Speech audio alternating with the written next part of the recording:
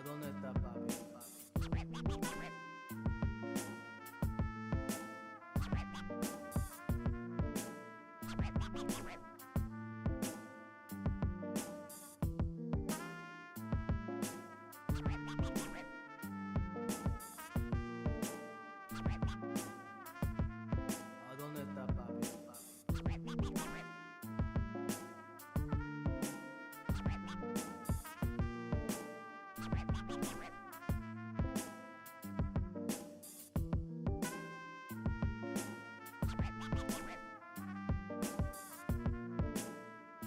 ¿A dónde está papi?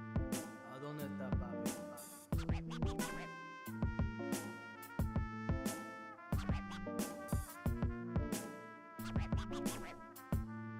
¿A dónde está papi?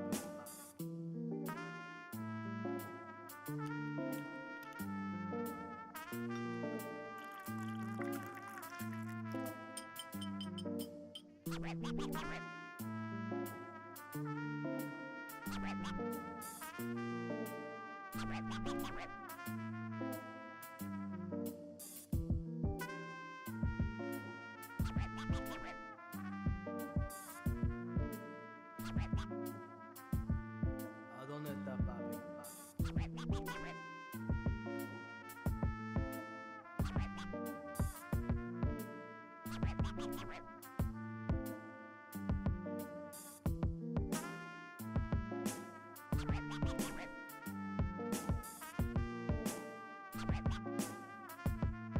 ¿A dónde está papi?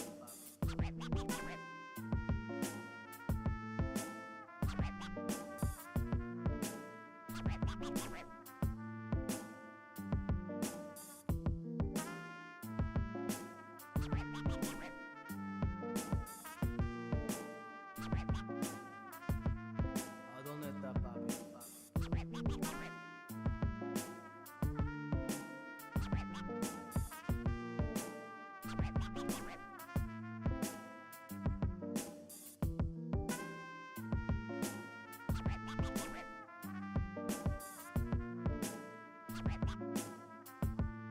¿A dónde está papi?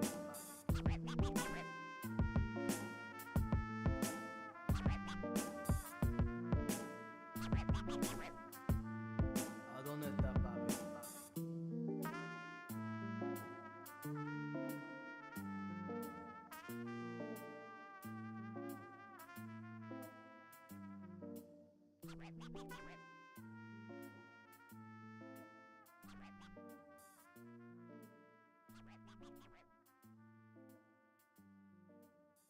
¿A dónde está papi?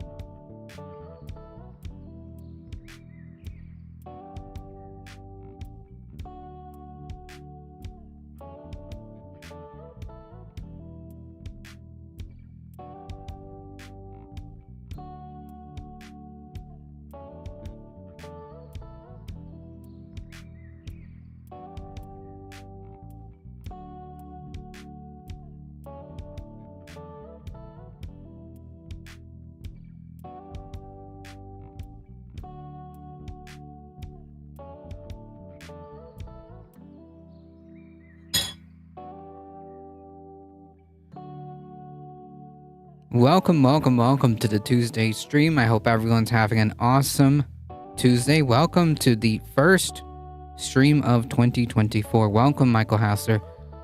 I hope everyone is doing good, and I hope everyone had a awesome New Year's weekend. I hope everyone got to enjoy some time off and got to enjoy time with friends and family.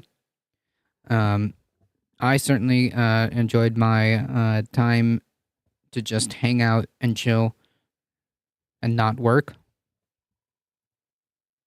So that was good.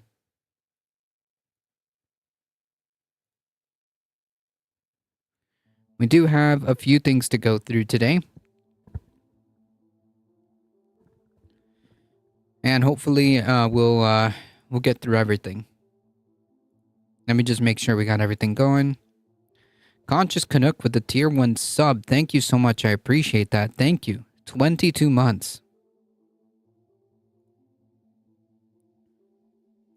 You all survived. Indeed, we did. Indeed, we did.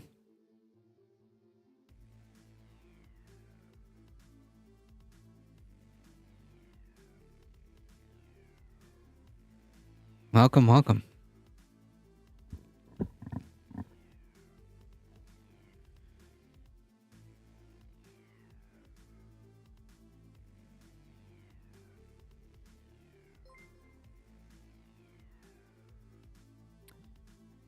All right, we got a few things to go through, so I guess we should get started.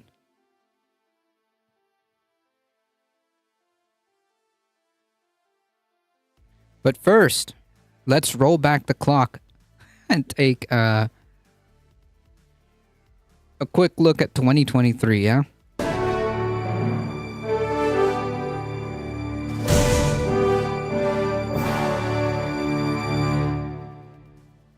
Welcome to the 9th annual THR Awards Show, the most prestigious award show on the internet.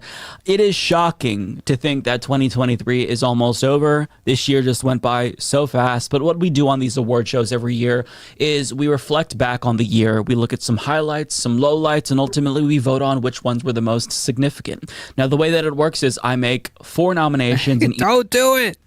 each category, and I put it up to a vote on Twitter, YouTube, and Patreon.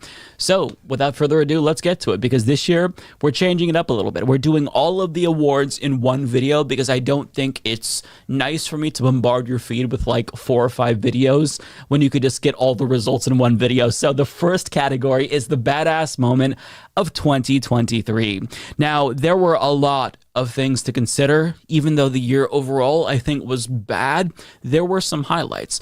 Here are my nominations. Tucker Carlson getting fired from Fox News. Also, he was sent to cease and desist. On top of that, just happened a couple of weeks ago. Henry Kissinger died. If that's not a highlight of the year, nothing is.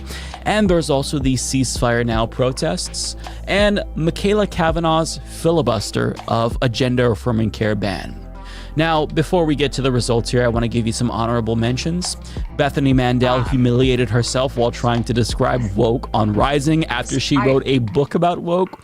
Mr. Beast defended his trans friend. Orcas decided to start destroying rich people's yachts. Kevin McCarthy was ousted. And yeah, I don't know. I think there's some pretty good competition there. And a GOP book ban in Utah led to the Bible being banned as well, which was really nice to see. Now, we also had an incredible year when it comes to labor. The UAW strikes, the writers and actors strikes, all honorable mentions, if not the most badass moment. Honestly, I think it's probably like Sean Fain's rise to fame against the big 3. I think the quote went something to the effect of like, they're not talking, when they say that it's bad for the economy, they're not talking about our economy, they're talking about their economy. The most badass moments, arguably, pretty alone. Badass. But when it comes to the results, you all chose Tucker Carlson getting fired. What? I don't know. Listen, I think Henry Kissinger dying is more significant than Tucker Carlson getting fired. Henry Kissinger dying as the runner-up. Now, the next category is the WTF moment of 2023. This is an overly broad category that usually contains things that are disturbing, sometimes just really silly and shocking, and also sometimes things that are really dreadful. Last year, Roe v. Wade getting overturned, for example, was the biggest WTF moment. But I think that this year, given all of the terrible things that have happened, this category needs reform, and I'll explain that in a moment. So the nominations are the East Palestine train derailment, Trump's multiple indictments, the transphobic Bud Light meltdown, and of course, the Gaza genocide. And now, obviously, that is by far and away the biggest WTF moment for all of you, myself included. And I think that just looking at the severity of some of the nominations here, we really need to change this category altogether. We've kind of stuck with it for too long. I think there needs to be a WTF moment for less serious things, and then there needs to be just the worst moment of the year for really horrible things. So Yeah, I agree with that. Kissinger dying was more of a effing finally moment. Yeah, that's true. That's Supreme true. Court decisions, genocides, things like that. So going forward, I absolutely intend on reforming this category, but for the most part, the Gaza genocide is by far and away the most shocking, WTF, disturbing moment of the year, and to even call it a moment is a bit of an understatement, considering the fact that it's still happening. So yeah, it wasn't even close this time. 80% on Twitter, 72% on YouTube, and 70% on Patreon, with the transphobic Bud Light meltdowns coming in second place. Now, when it comes to the next category, we have our Shut the Fuck Up Award. This is actually a new category, and it's for people who don't necessarily rise to the level of scumbag, but they still kind of deserve their own little award in and of itself. I don't know. Matt Walsh is a scumbag. I'll push back on that. I think Matt Walsh is a certifiable scumbag. I think you earned that one. So this includes Marjorie Taylor Greene, Matt Walsh, Moms for Liberty, and Richie Torres. And you all decided that Marjorie Taylor Greene deserves our Shut the Fuck Up Award of 2023, with Matt Walsh coming in second. I'm not even gonna comment on that. That's fine. That's fine by me. Alia with the 12 biddies. Thank you so much. I appreciate that. Place. And so those are all of the smaller categories, the TLDR categories. Those are out of the way. But now we get to what you're all really here for. Hi, Frank Hey. George here. This is the EMS foot massager. Why would I want a foot massager? Okay. This is the Scumbag Award of 2023 and the MVP Award of 2023. I like to end on a positive note, so let's start off with the Scumbag Award. My nominations are Ron DeSantis, Elon Musk, Benjamin Netanyahu, and Joe Biden. Now, before we get to the results, I want to look at the precedent for this award. I don't know. Because like what are we talking about, like, in terms of like scumbag? Like, are we saying like literally like who is like doing the worst? That's kind of hard to tell. You think Biden's gonna win it? Last year's winner was the Supreme Court in the aftermath of them overturning Roe v. Wade, and the year before was Manchinima. And also, Mitch McConnell and Donald Trump are our only two-time winners. Now, on top of that, there were a lot of honorable mentions. That includes Mike Johnson, Donald Trump, and you could make the case for any of these folks, right? But Mike Johnson just got into power. He's going to have much more time to actually get a nomination next year. Donald Trump, well, he's out of power currently, so he hasn't been able to do as much damage, even though he still is very much doing damage. So it's difficult, but I think that these are honorable mentions that should be mentioned. But regardless, let's go ahead and get to the results. The I think it's gonna be Netanyahu. biggest scumbag of 2023, according to Humanist Report viewers, without question, is Benjamin Netanyahu, the Israeli Yeah, I knew it. Prime Minister, with 84% on Twitter, 71% on YouTube, and 83% on Patreon, all agreeing unequivocally that this man is the biggest scumbag of 2023, and the runner-up was Elon Musk. But let's get to some comments. Tim on Patreon said, Yeah, I mean, yeah. Yeah, it tracks. As Bibi is the obvious shoo-in, but honorable. Paid for by Biden. Right. But that's true. Biden is giving significant support to Bibi, but I think Bibi edged it out because he's the one that's doing the thing. I think that's why he got edged out. Mention goes to DeSantis, in my opinion, for being so openly bigoted and enacting laws just to make people suffer. Adam on Patreon writes, all of them are fascists, but one is directly responsible for a genocide. Period. Totally agree. Agent of Chaos on Patreon writes, Javier Milei, who recently won the Argentine presidential election, deserves a dishonorable mention. Absolutely agree with that. JBD8 on YouTube says, Netanyahu's the one who has proportionally caused the most death and suffering in the shortest amount of time, so my vote goes to him. Corin on YouTube writes, as a trans woman, it's extremely tempting to say DeSantis as he more directly impacts me, but my vote has to go towards Netanyahu because anyone directly responsible for a genocide has to earn the title. Yeah. SpongeBrain on YouTube writes, I would have said DeSantis if Netanyahu wasn't straight up doing a genocide. And now, it's the most important moment, the MVP award. Now, fun fact about the MVP award. It has been named the Bernie Sanders Award because he has won literally every single year since this award show began. And that's not hyperbole. So he actually, spoiler alert, does not win this year. So we've got a bit of a combo breaker and a new MVP. And there's a reason for that. It's because Bernie wasn't nominated, so he didn't have the chance to win.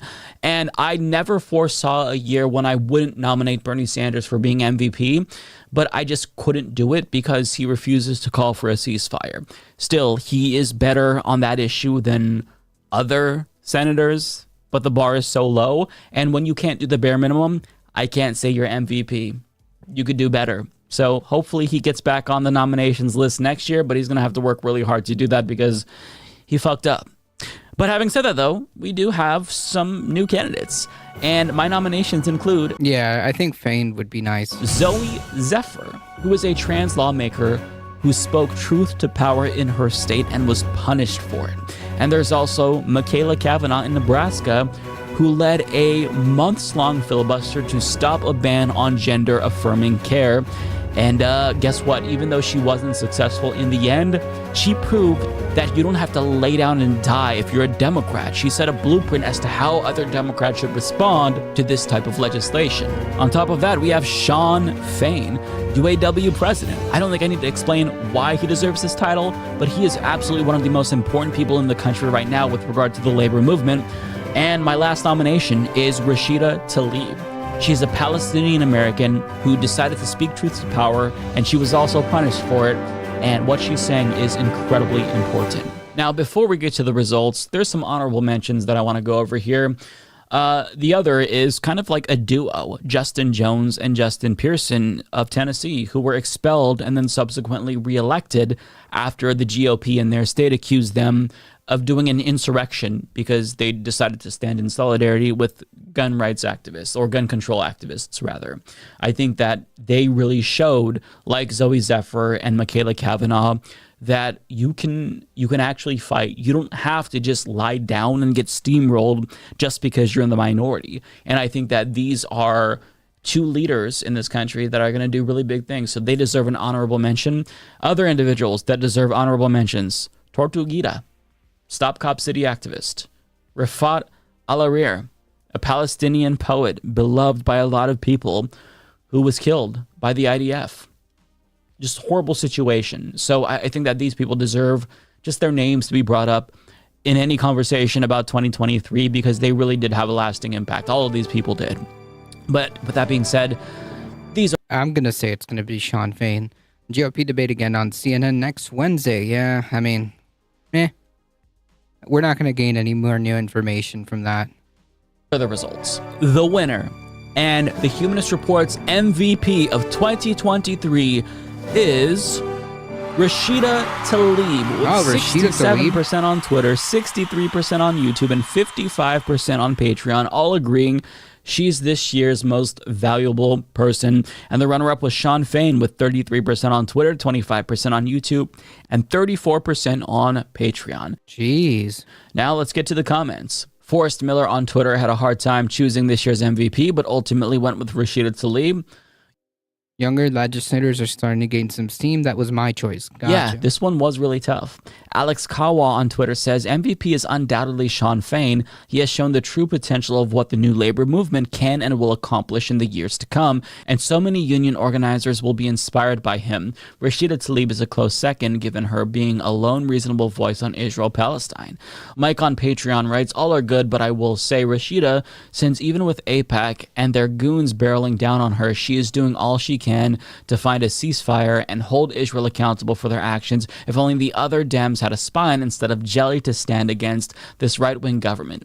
Scott on YouTube writes, I went with Fain. As a UAW member, I know some people were disappointed with the contracts, but you're not going to make up 40 years of concessions in one contract, and it was a very good contract. Also, what Fain represents moving forward could become the largest labor movement in history, especially if he can pull off unionizing half of auto workers he is targeting. Zello on YouTube writes, Zoe Zephyr, I respect her so much being a trans woman myself.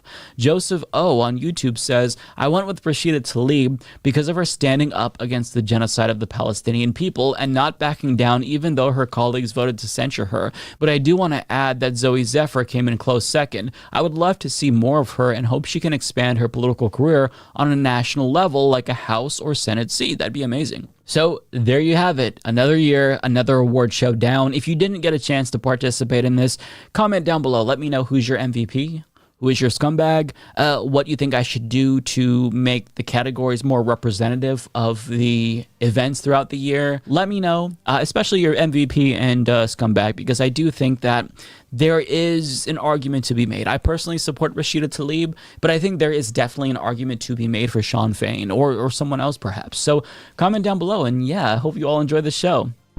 That's funny.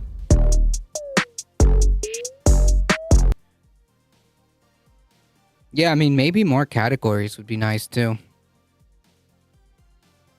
Maybe get more categories.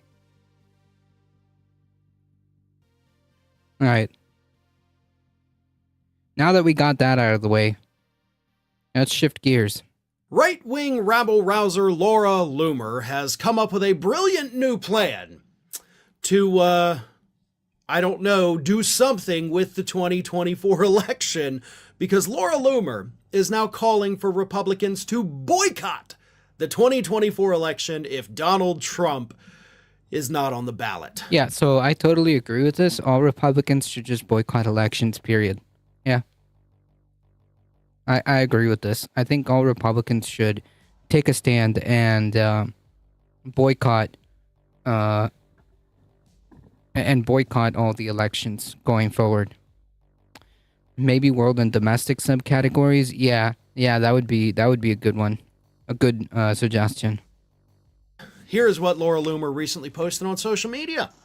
She said, if President Trump is removed from ballots and they prevent him from being the nominee, I'll never vote in another election ever again, and I will use my platform and my lists to make sure millions of other Republicans don't vote either. Yeah, I mean, like, honestly, yeah, this is great. I think that Laura Loomer is correct, and I think that Republicans should, listen.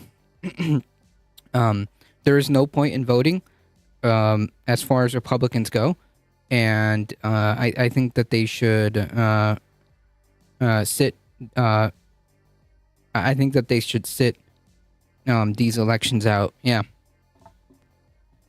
I agree with that. I think Republicans should just not vote.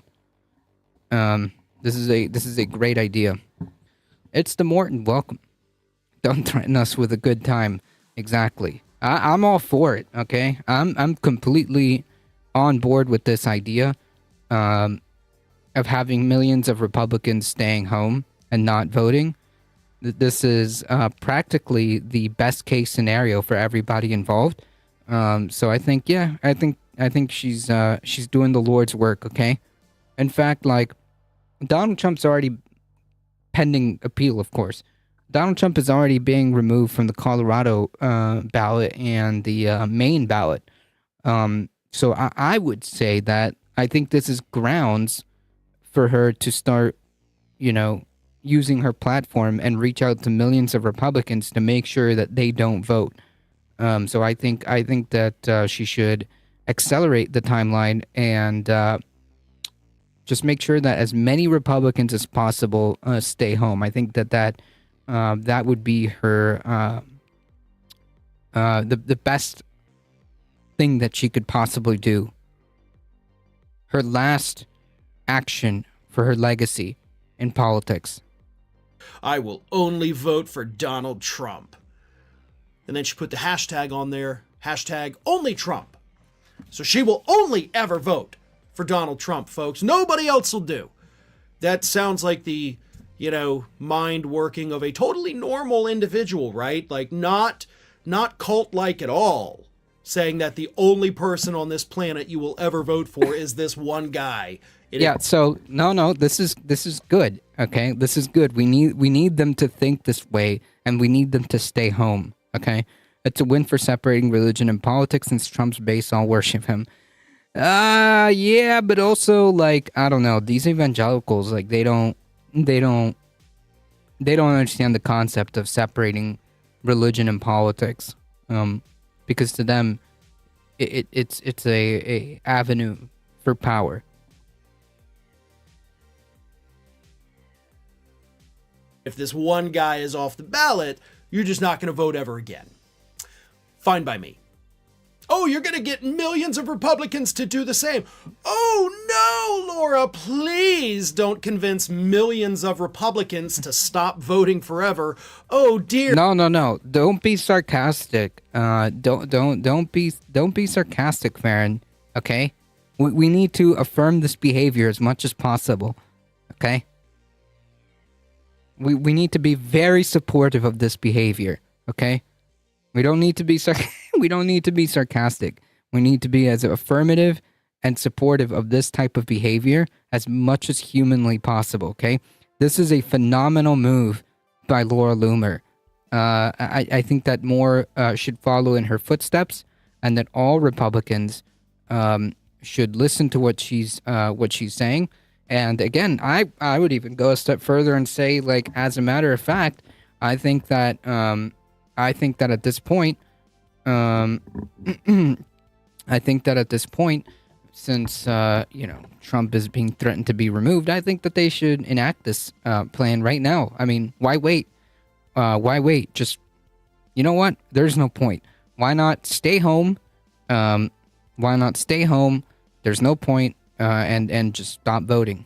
Yeah, that's probably the best suggestion that she's had. And brilliant strategy, absolutely. I agree. She's doing the Lord's work, okay?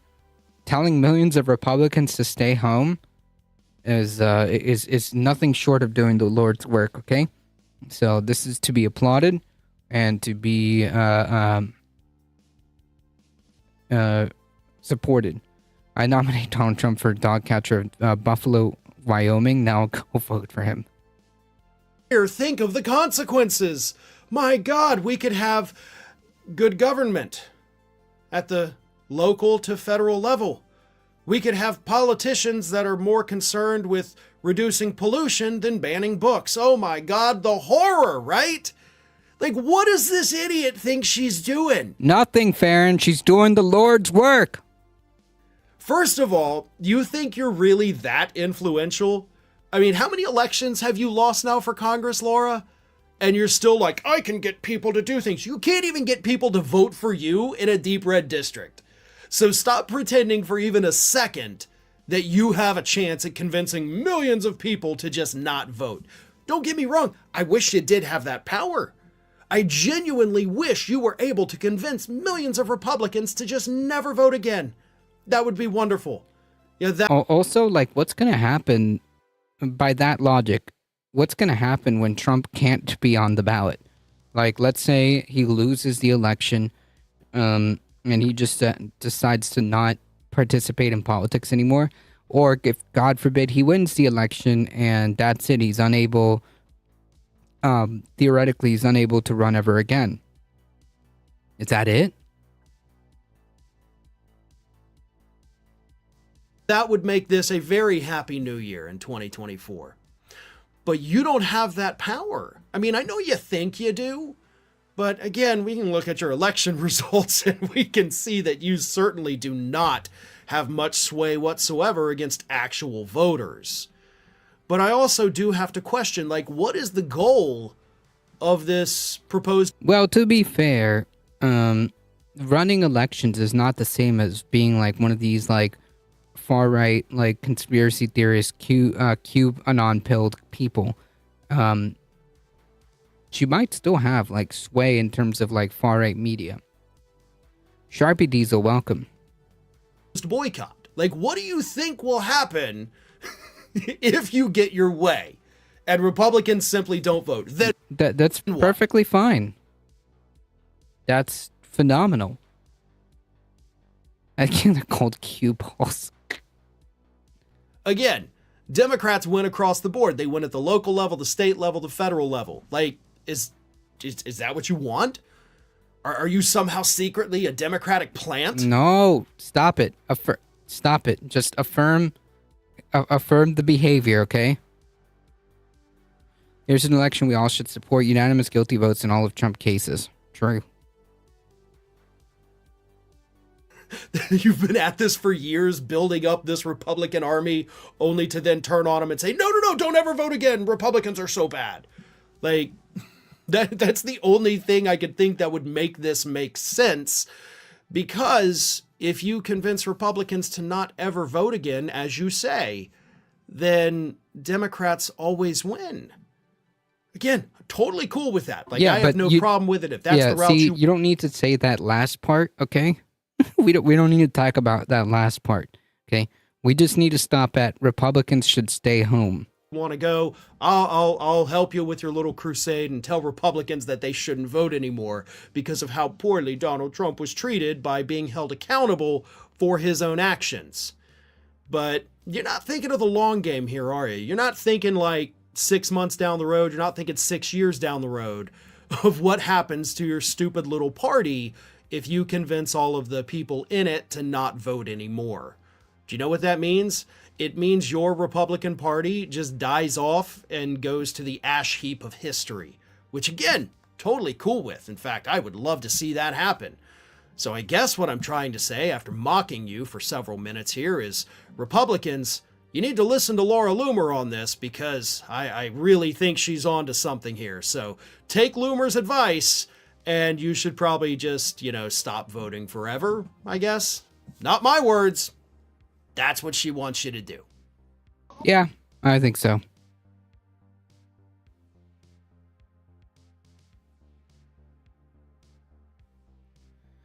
The election will be rigged, so why even bother voting? Just stay home. Exactly. Just stay home, okay? There's no point. I mean, Trump shouldn't have been allowed because of January 6th. Trump knows he'll be 82, a little older. Well, I don't know if he'll... If he loses this election, presuming that he's going to be on the ballot, presuming that he's going to win the Republican nomination, which so far it looks like he will. But anyways, if he loses the general election, I think he's done. I think he's done. If he loses the general election, I think he's done.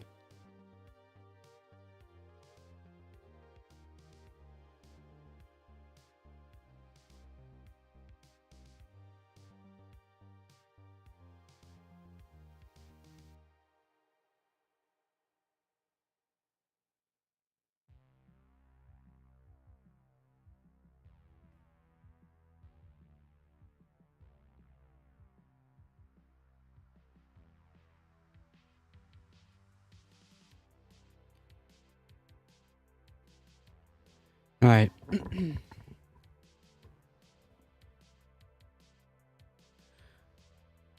Speaking of which, okay, now that we've got that out of the way to kind of lay the groundwork here. 1/3 of adults, okay, and I can't emphasize this enough, adults, in a new poll say Biden's election was illegitimate. Yeah. About 1/3 of U.S. adults say, like, this is wild that there's like 30 odd percent, 33% of adults that genuinely believe this. But here we go. About 1/3 of U.S. adults say they believe President Biden was not legitimately elected president in the 2020 election, according to a poll released this week. 3 years later, folks, or yeah, about 3 and something years later, the Washington Post University of Maryland Post UMD survey examines evolving views of the January 6th insurrection. As the third anniversary of the insurrection is coming this Saturday, a similar poll was conducted in 2021. And here it is. Regardless of whom you supported in the 2020 election, do you think Joe Biden's presidency was legitimate or not legitimate? Back in 2021, more people thought it was legitimate than not. And more people in 2023 thought it was not legitimate, so on and so forth. That's MAGA pundits? No, this is just Republicans. To be fair, at least half the population still believes in trickle-down economics. True. Last month, 62% of U.S. adults say they believe Biden was legitimately elected, down from 69% overall in the 2021 poll. The biggest drop in those who said the 2020 election results were legitimate came from Republicans. 31% in 2023, down from 39% in 2 years earlier. Among Democrats, 91% say Biden was legitimate, a slight dip from 94% 2 years ago, and 60. Like, this is how wild, like how much this propaganda has permeated. The fact that like even 3% dip in Democratic voters or Democratic people is wild. Okay? Is wild because like anybody who has 5 seconds to go and just look at this, the answer to this question should be 100% of people should find the election legitimate. Why is this shocking? How much right-wing media is consumed? How many political pastors are out there in the country, and how much leaning social media is consumed? Yeah, 100%. Like this is proof of how deep this has permeated. Blue MAGA is true, is real. Yeah, I see that. It's wild. It just blows my mind. It blows my mind.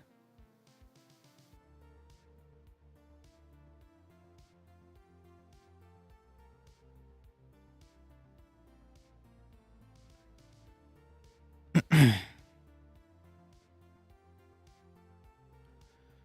66% of independents say the incumbent was legitimately elected, down from 72%. Jeez.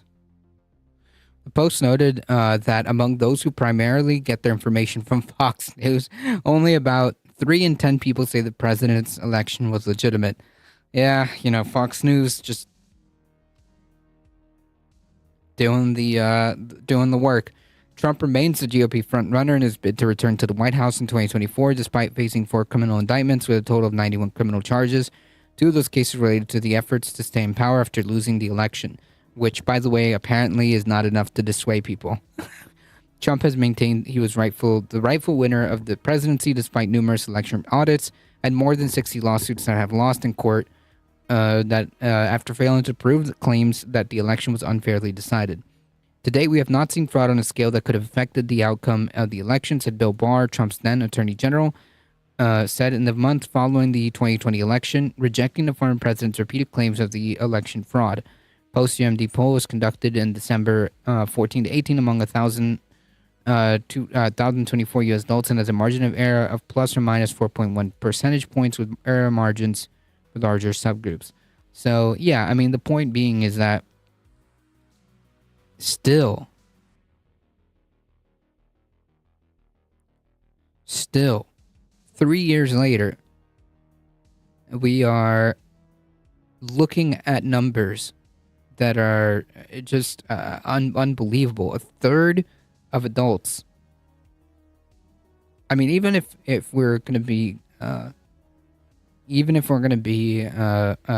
conservative and say that this is like 20% or 25%, okay? That's still way too much, okay? That is still way too much. That is still way too much for grown-ass adults to be living in a completely alternative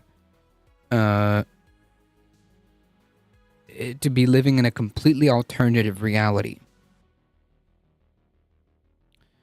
Independent, there have been a lot more Trump supporting defections from the GOP in the latter half of 2023. Gotcha.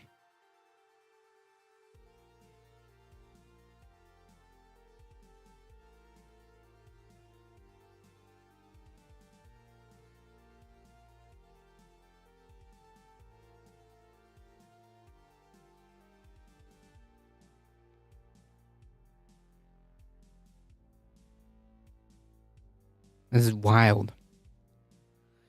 Wild that these are numbers we're seeing in like the age of like information where you can literally look up and double check what you're being told, regardless of where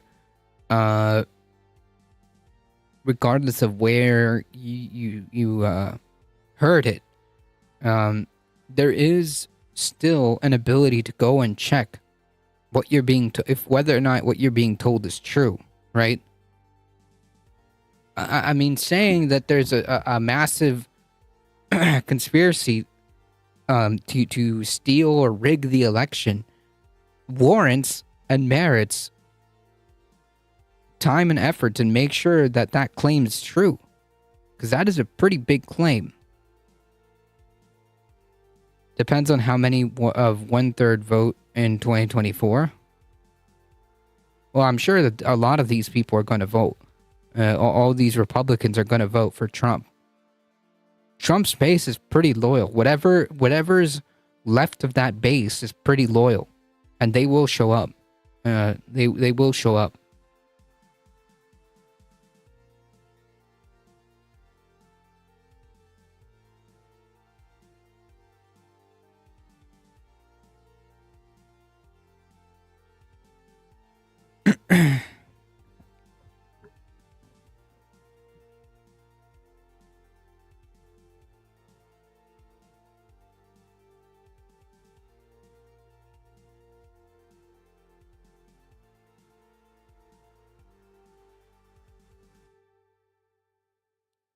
The reality is there is no evidence to suggest that the 2020 election was rigged or the results were illegitimate in any way, shape, or form, okay? There's no evidence to suggest that. At no point was there some kind of grand conspiracy to change a massive amount of votes. There's no grand conspiracy to mess with the machines, miscount, finagle in any way, shape, or form with the results that happened. Corporate media keeps riding on the line of stoking the propaganda while potentially defaming the people and companies involved in the election is very lucrative. Yeah, very lucrative if you like the risk of running how much?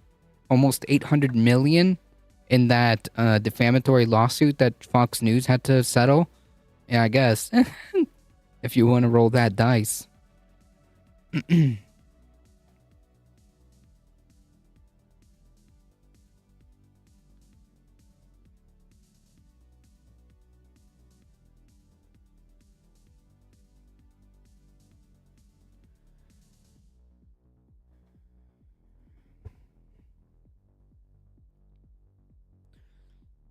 Suspect arrested after breaking into the judicial building in Denver after crash, holding the security guard at gunpoint.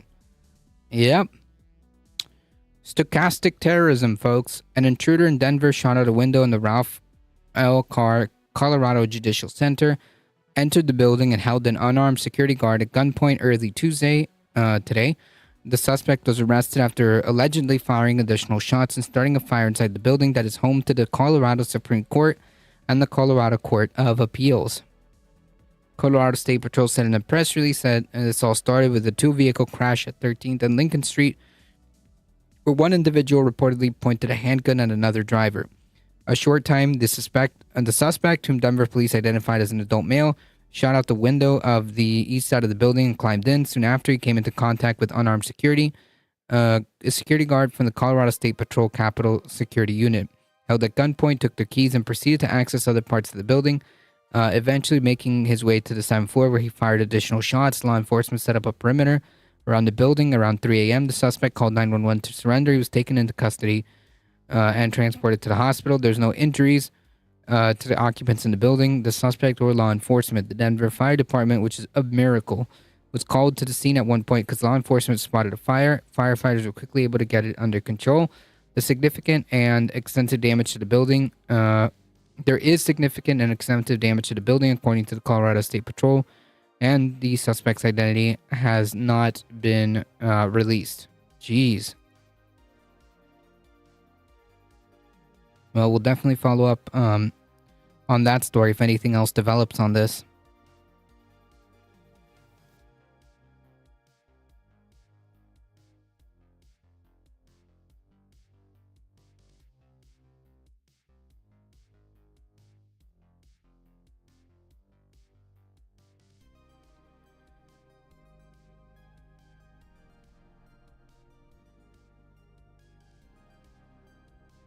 Here's some interesting and totally not damning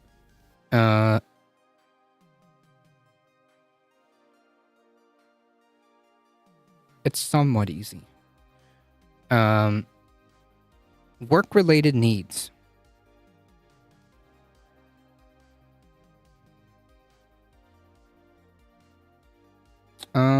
Sure. Anywho. Some very interesting data has come out.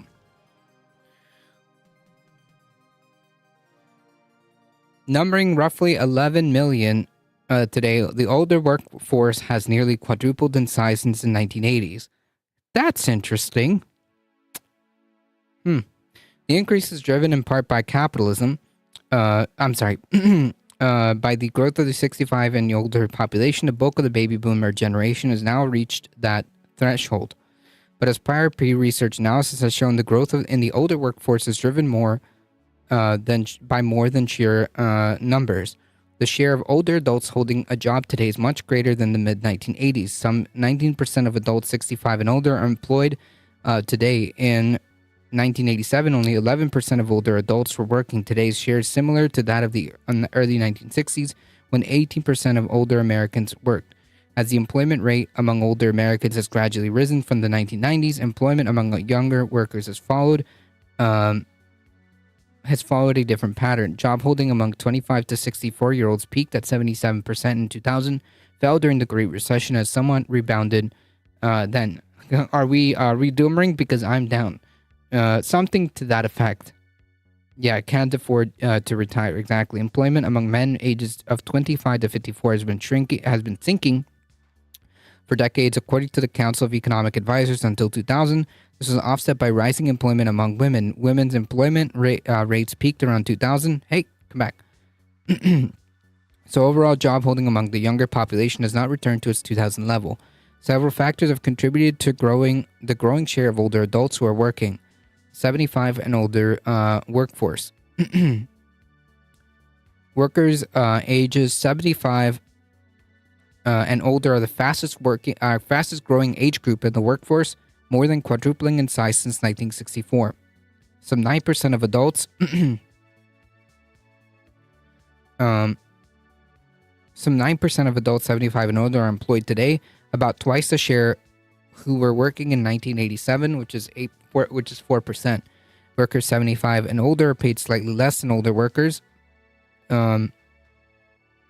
overall 20 per hour at the median versus 22 for all workers age 65 and older.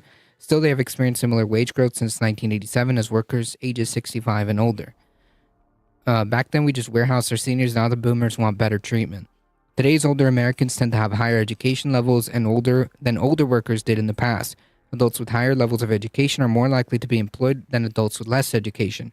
Older adults are healthier and less likely to have a disability than in the past, making it possible to extend their working lives. Retirement plans have evolved.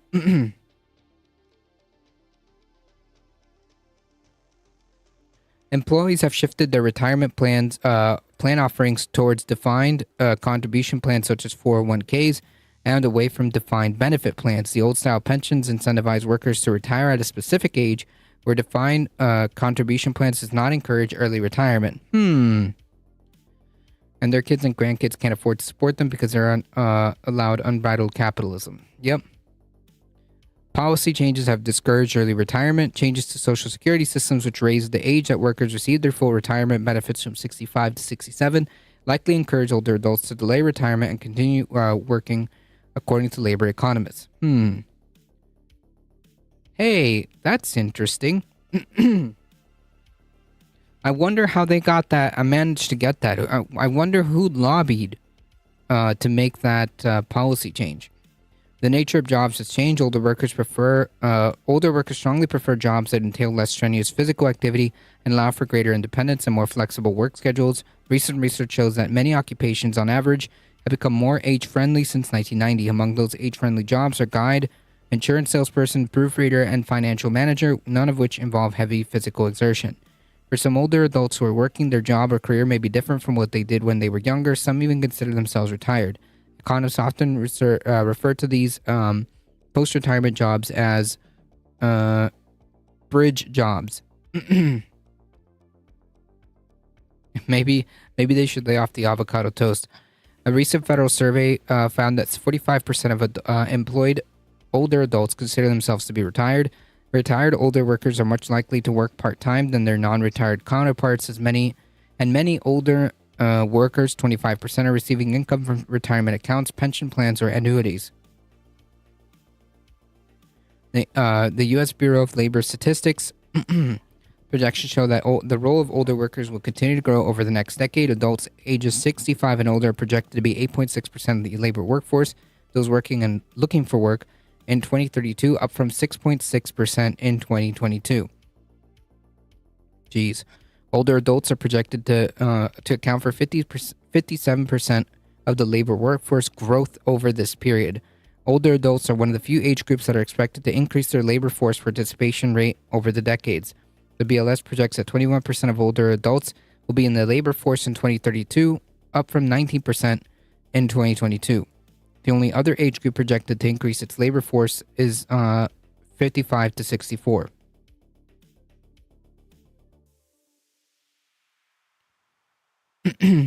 Wow.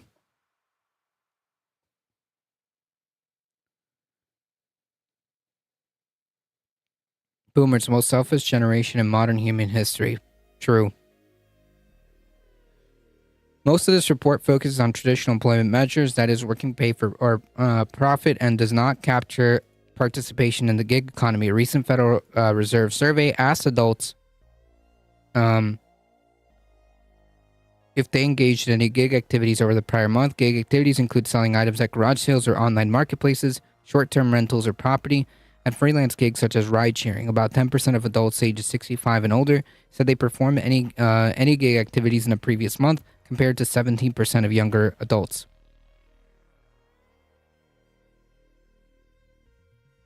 Most gig workers did not receive the majority of their income from gig activities. Only 7% of older gig workers say that more than half their income from previous month came from gig activities. This compares with 12% of gig workers from 25 to 64. Jeez.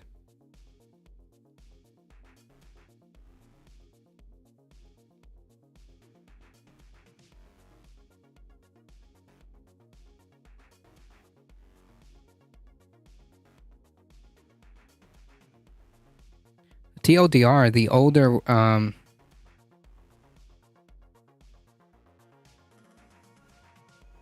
the older generation is also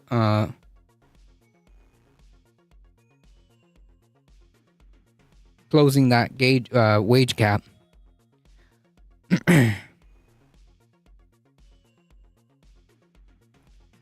Today's older workers are also most likely to be working full-time than in the past, probably because they need to.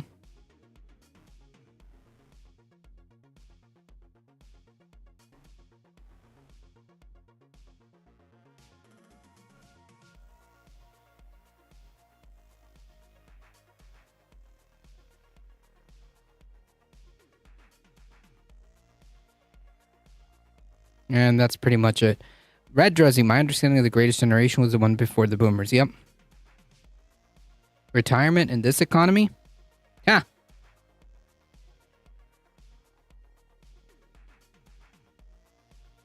Yeah, I don't know if I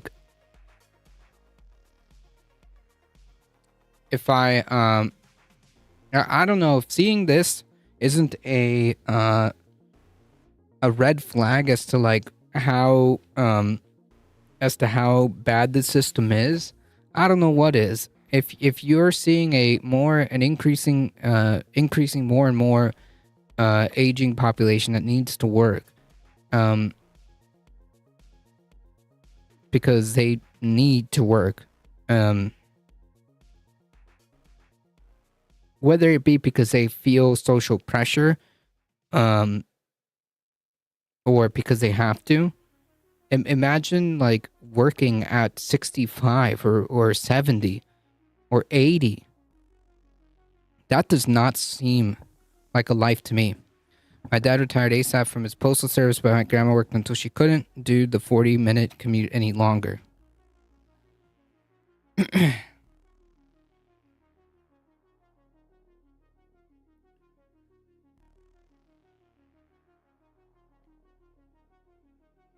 My dad still works doing deliveries. Yeah, my dad still works.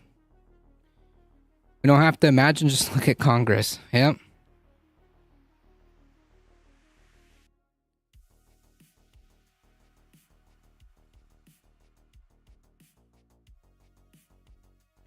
That's true.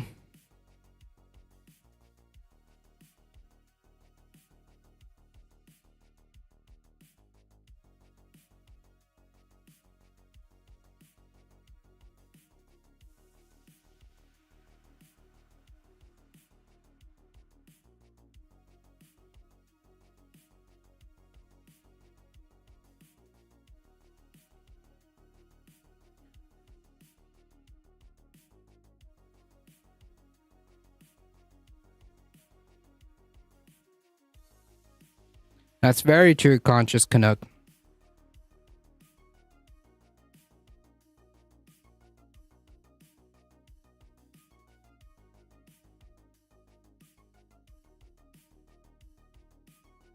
Oh man, I should have gone through this one here. Hold on.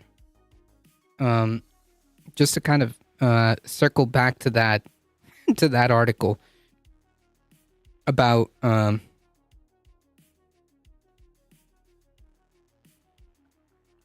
a third of grown adults believing that the election is stolen.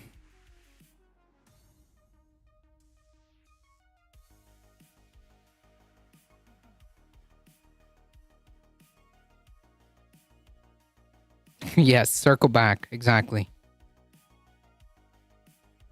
Voter data expert hired by the Trump campaign say 2020 election was not stolen. Ken Block, who the Trump campaign hired in 2020 to find voter fraud in the election, penned an op-ed Tuesday stating unequivocally that the 2020 presidential election was not stolen.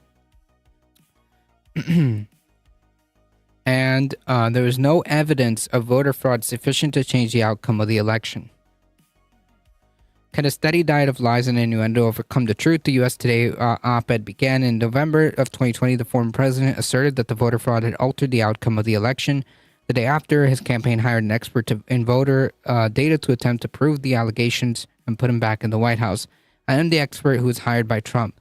Block, who owns Simpatico Software Systems, and his company findings were communicated directly to then White House Chief of Staff Mark Meadows, and transcript of depositions taken by the January 6th committee investigating the insurrection show that the campaign found no evidence of voter fraud. My question is, has this guy published this information previously? Because, like, why now?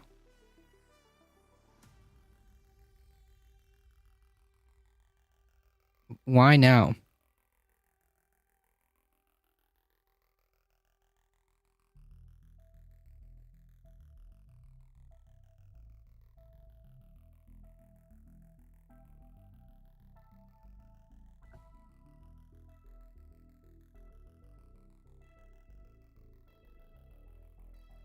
That guy was hired by the Democrats. Block noted in the op-ed that claims of election fraud are not fading, despite an overwhelming amount of evidence proving otherwise. See, this is what I don't understand. What these claims don't take into account is that the voter fraud is detectable, quantifiable, and verifiable. I've yet to see anyone offer up evidence of voter fraud from the 2020 election that proves these three things. We urge people to take time to address systemic weaknesses in our election systems, such as distressing lack of national election infrastructure to enforce election integrity. So, again, the immediate question is, like, so what evidence do you have that we are suffering from, that we have problems with our election integrity to even warrant solutions? Like, where is the problem here? Because you just said that there was no verifiable evidence that there was any type of fraud. So how can you say that we have a structure, we have an infrastructure problem to enforce election integrity if you can't give me evidence of that being the case? Destructive practices to our elections, such as gerrymandering, that's fine. Gerrymandering should be illegal, but that has nothing to do with finding evidence that the election was rigged. And leveling the playing field so that our elections become fairer and more competitive. If voter fraud had impacted the 2020 election, it would have already been proven. Maintaining the lies undermines faith in the foundation of our democracy.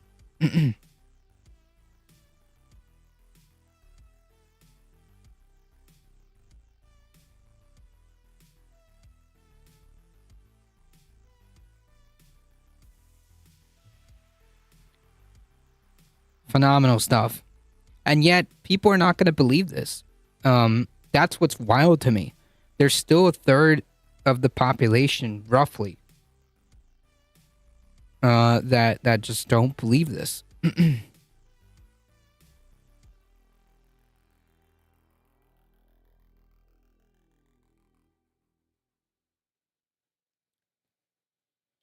That's what's wild to me about this whole thing. That we are 3 years in, and at no point was there any significant evidence to show that any of this was going on. And people believe it.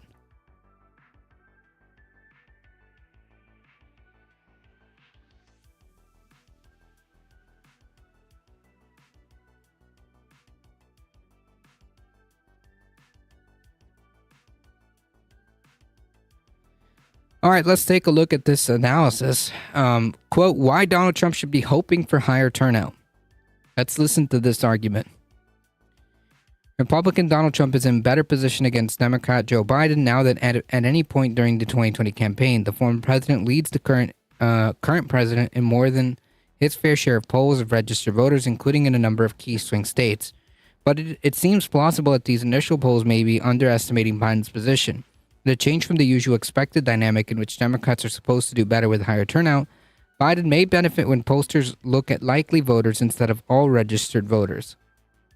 Put another way, Trump may do better in an election in which turnout is higher. Take a look at the New York Siena College poll released earlier this month. Trump had a 2-point advantage among registered voters. Biden was up 2 points among likely voters. So, wait a minute. Isn't then the argument that if you're going to, that a likely voter, meaning that they are likely to vote, is a little bit more heavy, weighs a little bit more heavier than somebody answering it as a registered voter, because you're just a registered voter versus a likely voter. Both of those are within the margin of error, but it's a notable 4-point shift towards Biden when comparing likely and registered voters. Now, I don't like to make a deal out of one poll. I don't want to make too much of a deal out of one poll, but another pollster found something analogous. An average of the two Marquette University Law School surveys showed the former president up by 4 points among registered voters, while Biden and Trump were tied among likely voters. As with the Times data, this is a 4-point shift towards Biden when going from registered to likely voters. An October Grinnell College poll conducted by Anna Seltzer similarly found that 2020 Biden voters were 4 points more likely to say that they would definitely vote for the 2020, definitely vote than 2020 voters. Yeah, but I mean, I don't know. I think that the 2020 election was a completely different ballgame. This would be quite the shift from what historically has been seen. Normally, Republicans gained about 2 points when going from registered to likely voters. It is possible, of course, that the recent poll data is just statistical noise. The 2024 polling does make sense, though, in both context of both recent elections as well as coalitions being put together by Biden and Trump ahead of a potential rematch. Democrats have liked to point out that they've done really well in special elections over the last year. Indeed, Democratic candidates are running about 4 points better in special state legislative and federal elections in 2023 than Biden did in those same districts in 2020. Those special elections, however, usually have lower turnout. Contrast to those special elections with regularly scheduled Virginia state legislator elections held earlier in November. Control of both states' lower and upper house were at stake, and while Democrats won control of both, Virginia is also a state Biden won by 10 points. Democrats beat Republicans by less than 2 points in popular vote for both houses. That's more than 8 points worse than Biden did in 2020. Well, this is a different ballgame. Likewise, Republicans won the House popular vote by about 3 points in 2022 midterms, a 6-point shift from the House popular vote in 2020 when Democrats won about 3 points. Midterms have much higher turnout than special elections. So why are Republicans doing better when turnout is higher?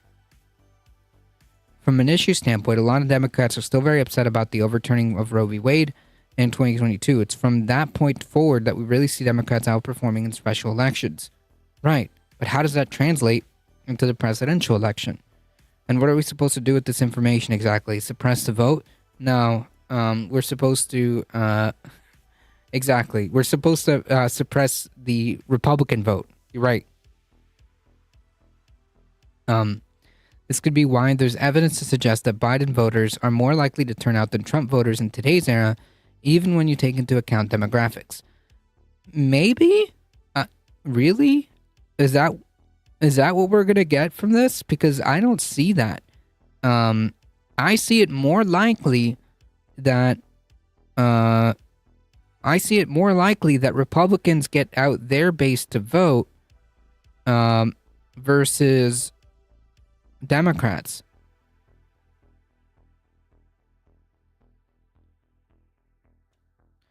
Unless what the interpretation is, they're talking literally about just Biden voters, in which case, in a hyper-partisan, playing field is, yeah, I could see that argument. However,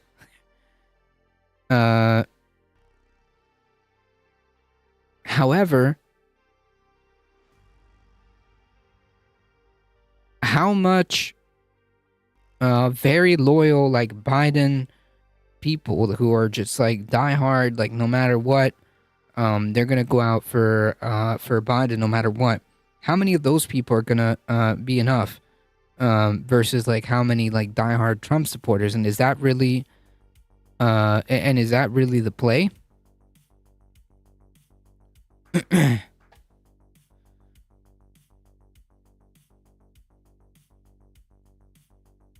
Cosmic Seeking, Happy New Year. I see the legality of Melania Trump's green card and gaining citizenship are surfacing as illegal immigration. Oh, man. That's funny. Olea has a great take on the 2024 election on her YouTube channel, Olea Renati. It's 3 hours long, but it's very informative. I'll post the link. Give me a second.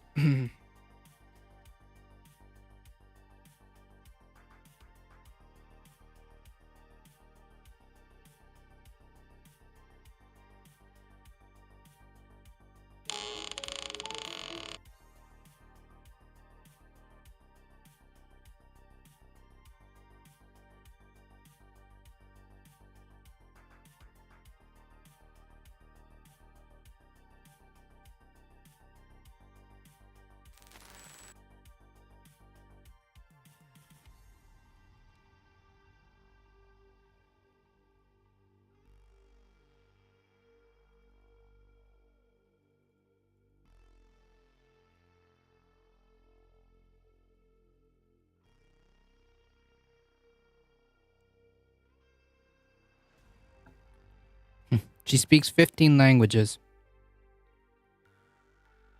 There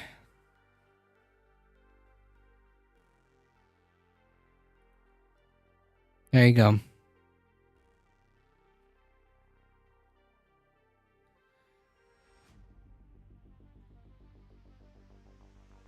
Speaking of demographics, we see major changes in political alliances over the last few years. The most obvious is the Democratic base is more reliant on college-educated voters than ever before. Turnout and education are highly correlated in that more educated voters are more likely to turn out. When analysts talk about education being a dividing line in the electorate, we're usually focusing specifically on white voters. Something that may be happening in this cycle is making education gap even larger. First, Trump is polling better among black and Hispanic voters than he did 4 years ago. As a group, these voters are less likely to have a college degree than white voters. Second, Trump is doing better among voters of color without a degree and than those with a college degree. Biden, meanwhile, is maintaining a strength among white voters with a college degree. These factors combined are widening the education gap and causing Trump to do better among voters who are less likely to turn out as a group. The other demographic switch at play is that there have been a number of polls in which Trump is doing disproportionately better among young voters than he did 4 years ago. Younger voters are less likely to turn out than older voters across demographic groups, so Biden may be better off trading younger voters for older voters from a turnout standpoint. Yeah, but you don't need to trade voters. You need to add, you need to add people to come out for you, okay? You need to add people. One of the reasons why Biden won in 2020 was because a lot of young people came out too. If you don't give people something to come out for, they're going to stay home.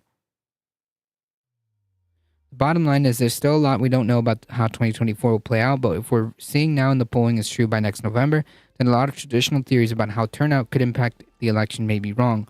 It's just another thing to keep an eye on as we enter into what sure is to be a turbulent 2024. That may be the case. I mean, the point is, you need more votes than the other person, right?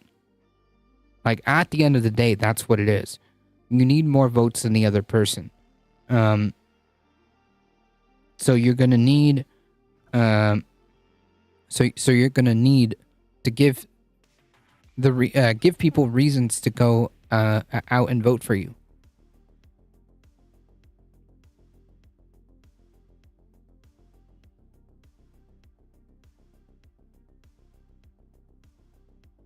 Melania made false and misleading statements in the application for immigrants, and she broke the law. Yeah, a lot of illegal immigration is just like people who overstayed their visas and stuff like that. So I wonder if Trump, I wonder if Trump regards her as poisoning the blood of the country. I wonder if Trump will regard her actions as poisoning the blood of the country, huh?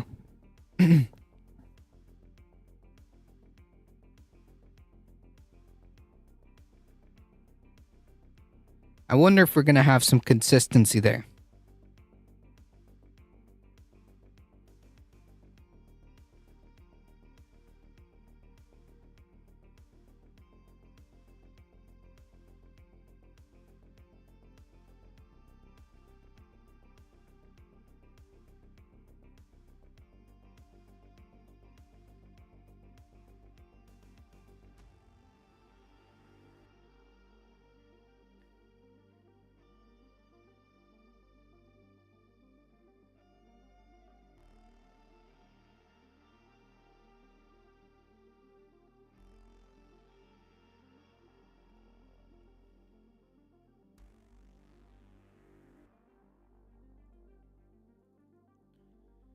All right, shifting gears really quickly. Lauren Boebert blames Hollywood elites for decision to switch districts. Melania badmouthed Obama's birth certificate from Hawaii. I wouldn't be surprised. The far-right fascist Republican Congresswoman Lauren Boebert has blamed the Hollywood elites, including singer Barbara Streisand and actor Ryan Reynolds, for her decision to switch districts ahead of her 2024 re-election campaign. True, dude. Two people, okay, single-handedly made Lauren Boebert switch districts. It's not the fact that like it's going to be a heavily contested race and she almost lost last time. That can't be it. It's, you know, the Hollywood elites.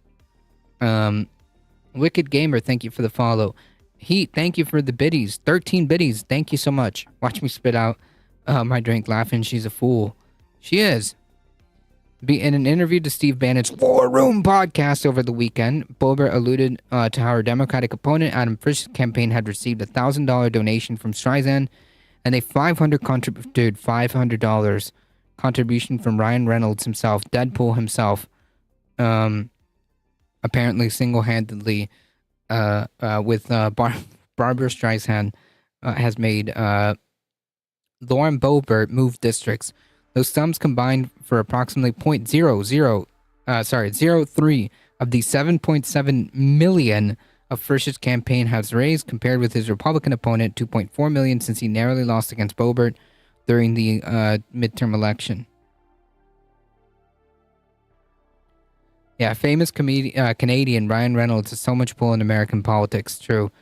Nonetheless, she has done as she has done before. Boebert singled out donations from Welcome to Wrexham's Reynolds and Streisand, an Emmy, Grammy, Oscar, and Tony winner, as evidence that Hollywood is trying to buy their way into Congress. Boebert said her 27 December announcement that she intended to relocate from Colorado's 3rd District to the 4th and seek election there was meant to defend and advance conservative principles. Deadpool wins. We need a strong voice here, and we have to shut down the Hollywood elites who are trying to buy my current seat by a whopping 0.03% of the donations to my opponent. She said to Bannon, the former Trump White House advisor who is appealing a prison sentence given to him for his refusal to cooperate with the U.S. committee that investigated the insurrection. Better wear your brown pants. It's funny. I haven't watched the rest of the Deadpool movies. I probably should get around to doing so. Are the Deadpool movies on Disney? Disney is owned, well, rather, Disney owns Marvel, right? Are all the Deadpool movies on Disney Plus?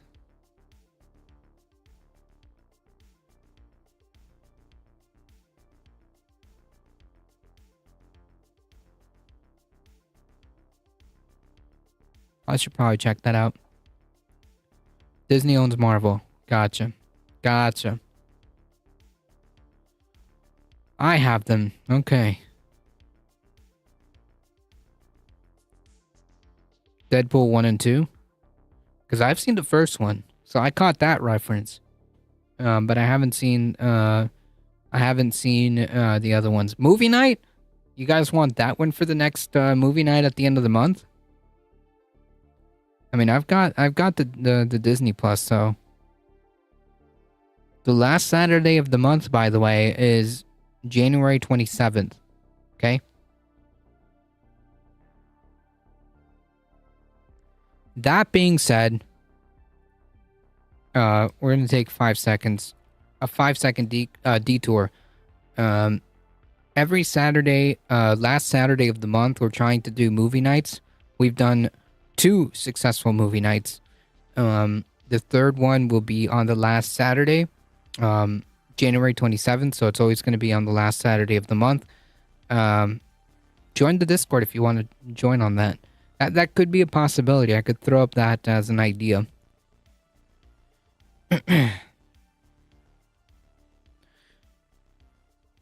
It's coming from Hollywood, where you have Barbara Streisand coming in and donating to the Democrat, and you have Ryan Reynolds coming in and donating to the Democrat. You know, a total of 0.07% of the Democratic candidates' coffers. But yeah, okay.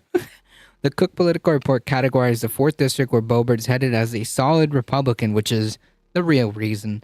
Its current representative is Ken Buck, who has been a member House member since 2015, but Buck said in November that he would not be seeking re-election, blaming his fellow Republicans' insistence on lying about the election. That's why. And if that continues, he's going to be replaced by, Lauren Boebert, assuming she wins. Meanwhile, the 3rd District that Boebert, a vocal 2020 election denier, has represented since 2021, was categorized as a toss-up in a Cook Political Report rating from December. The Cook Political Report changed its Colorado 3rd District rating to lean Republican after Boebert announced her switch. I was just looking that up. I was like, how can she just switch districts like that? Yeah, apparently that's a thing. Depending on what state you're in, you can just do that. Yeah, I don't know how this would work in practicality, but I would like some kind of regulation or rule where if you're like a congressperson and you want to like pick up and move to a district to a different district because you're trying to gain like a favorable setting just to win an election by default.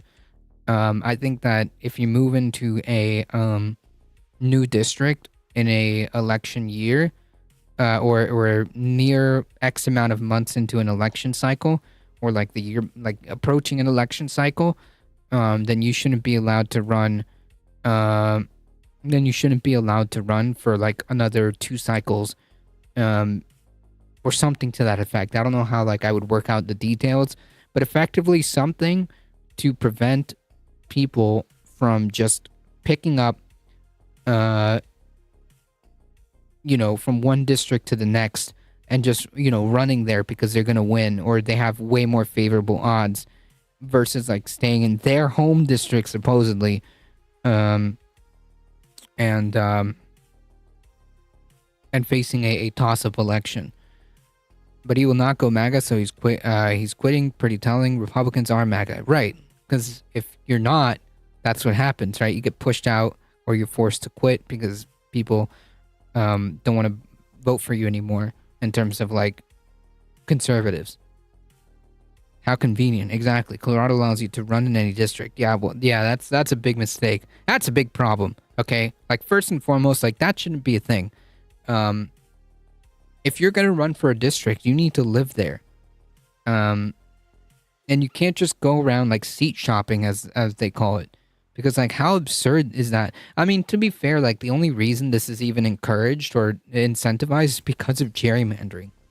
That's the only reason any of this happens. A lot of these Congress people that decide to go seat shopping this kind of stuff only happens because of gerrymandering. Gerrymandering facilitates this, no doubt about it.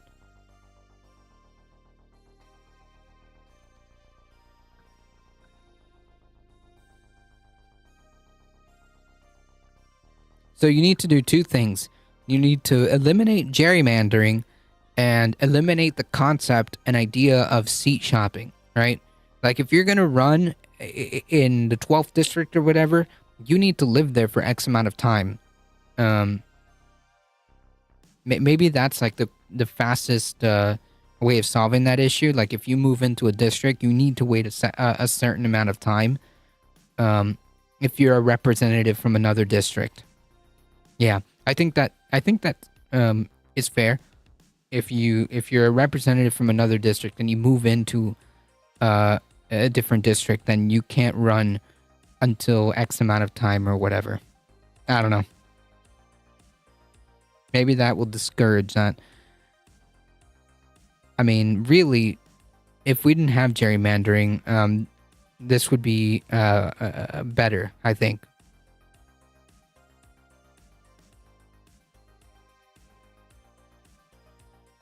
Representatives should have to drink the same water, drive the same roads, and shop the same stores as the constituents. Yeah, I mean, in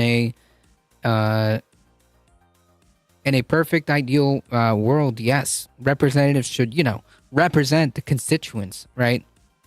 But yep, now depending on the state, you can just pack up and go to you can just pack up and go to another district if you feel like you might have a actual election battle. You can just move to a safer district in some states, not all states. But depending on the state, you can literally just run in any district, which is absurd. Anyways, Boebert won the second term after defeating Frisch by just 546 votes. The 56-year-old former banker announced in February that he would challenge her efforts to win the third term during the 2024 cycle. When she first revealed her plans to pursue the election in Colorado's 4th congressional district rather than grant Frisch a rematch, Boebert said a pretty difficult year for her and her family personally had also factored into her reasoning. She filed for divorce in May from her husband, with whom she had 4 sons.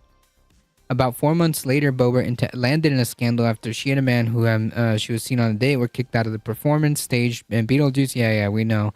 Among those to criticize Boebert for switching congressional districts was the Republican Colorado State Representative Richard Holtroff, who's also running to succeed Buck in the U.S. House.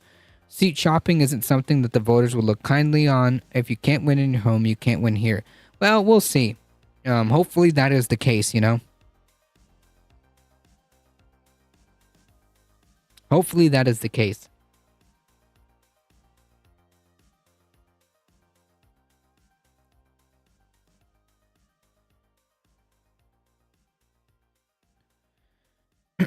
GOP's most Trump skeptic bloc starts falling in line.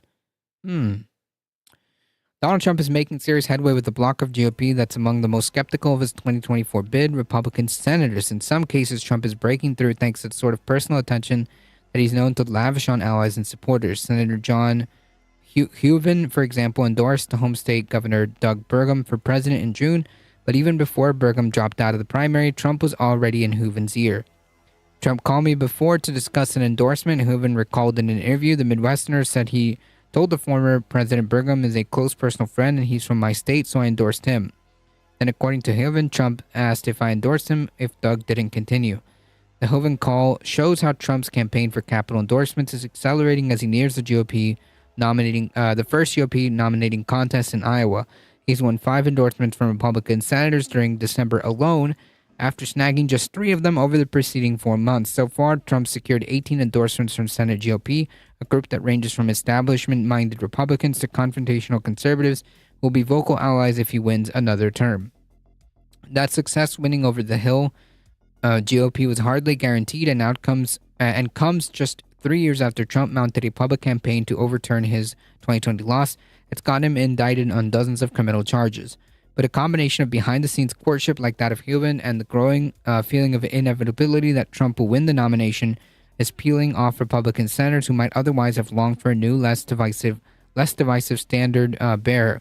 These days, many in the GOP only see upside to early support for Trump. His recent converts include freshman Senator Katie Britt, who initially said her RNC job precluded an endorsement before endorsing Trump in December, as well as Josh Hawley, who led a challenge to Trump's 2020 defeat by President Joe Biden. Lindsey Graham, the second senator to endorse Trump in his 2024 bid, said the growing tide of pro-Trump senators signals that the former president's path to nomination is now more clear than ever in the days before the Republicans cast their first ballots. Yeah, I mean, again, another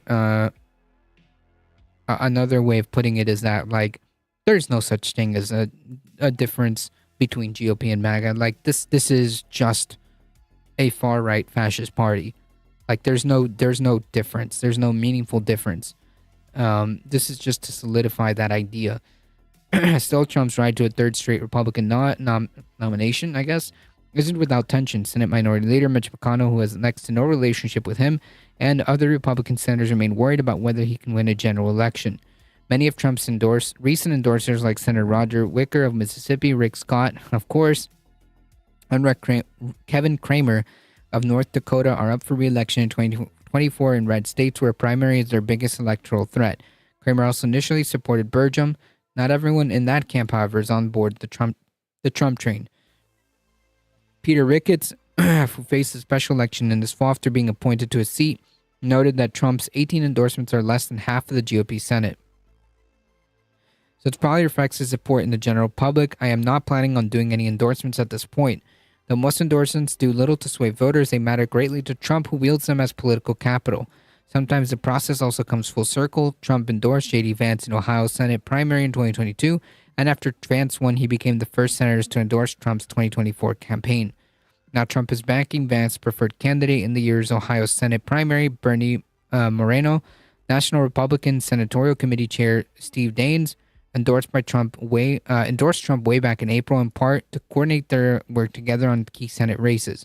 So far, they aren't at odds, but the NRSC remains neutral in Ohio. Trump took a different approach to Hawley and Senator Ted Cruz, warning them recently to be very careful of their 2024 re-election campaigns. Hawley endorsed Trump shortly after that comment, although he'd already privately assured of Trump of his support. Cruz said he'll stay neutral in the presidential race until there's a GOP nominee, so he's certainly not returning to his past reluctance about Trump. Quote, when he was president, he had no stronger ally in the Senate than me, and if he is the nominee, I will enthusiastically support his election in November, said Cruz, who ran against Trump in 2016 and eventually endorsed him after snubbing him at that year's convention. Yeah. Remember what happened in that primary? After many elected Republicans predicted a wide-open primary a year ago, their 2024 presidential contest is turning out quite differently. At the time, some were watching closely to see if Governor DeSantis could translate a whopping re-election win into a spirited challenge to Trump. Womp womp.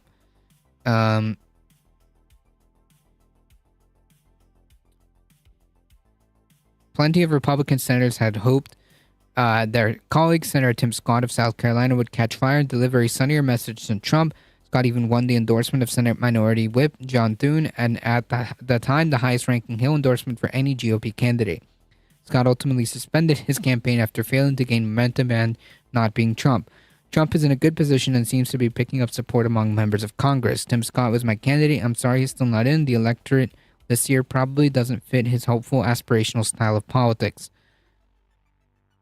I guess.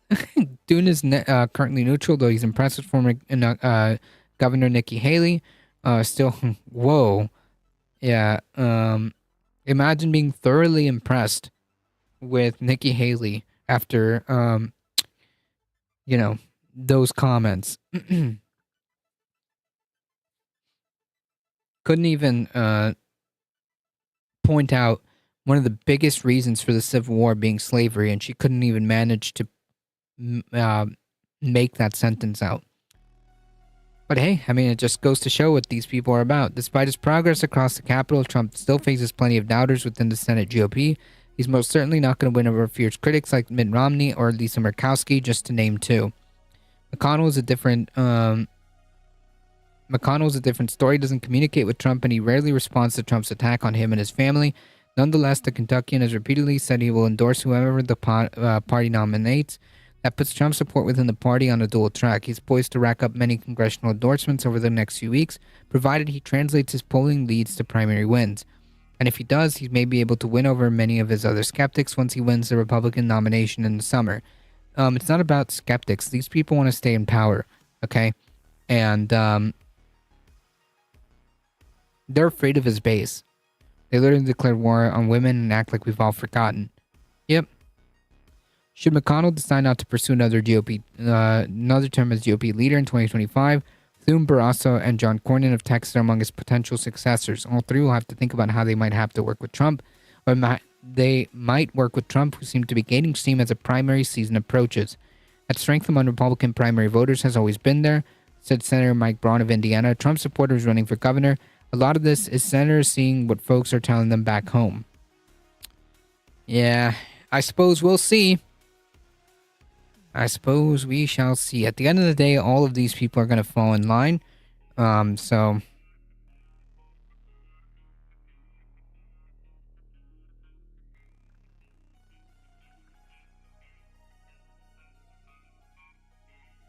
look who decided to join us.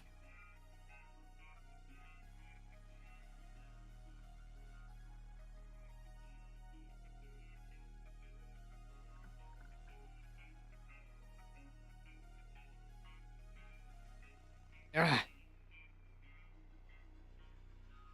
Say hello, cat. Hello, Vaquita.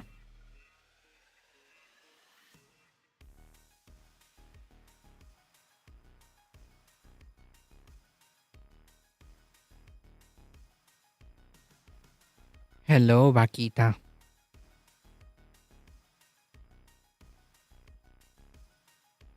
You can finish the news with us, okay?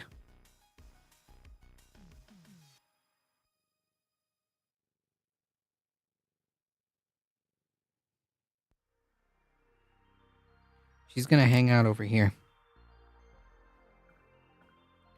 Meow meow purr purr indeed.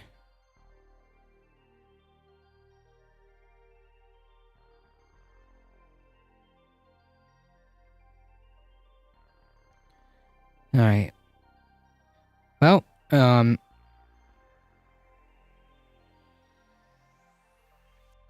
we're gonna watch a quick preview of this video.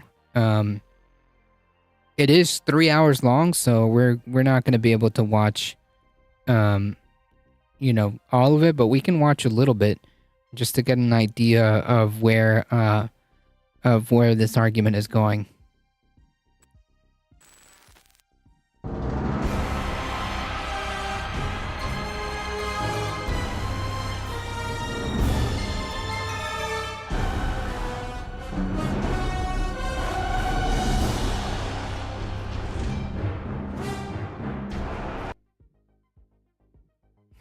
I want to rub that belly. I'd take my lumps as a result.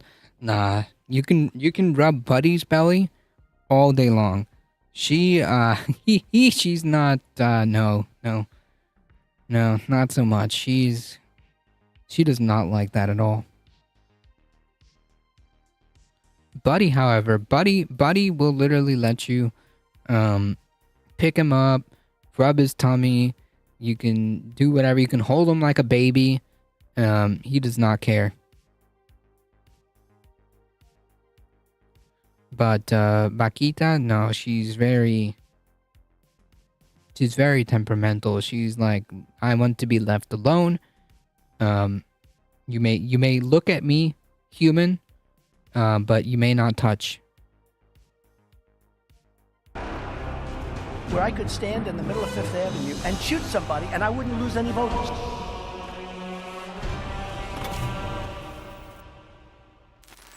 Y'all like my African queen thing I got going on? This is like the fourth hairstyle I didn't try for this video.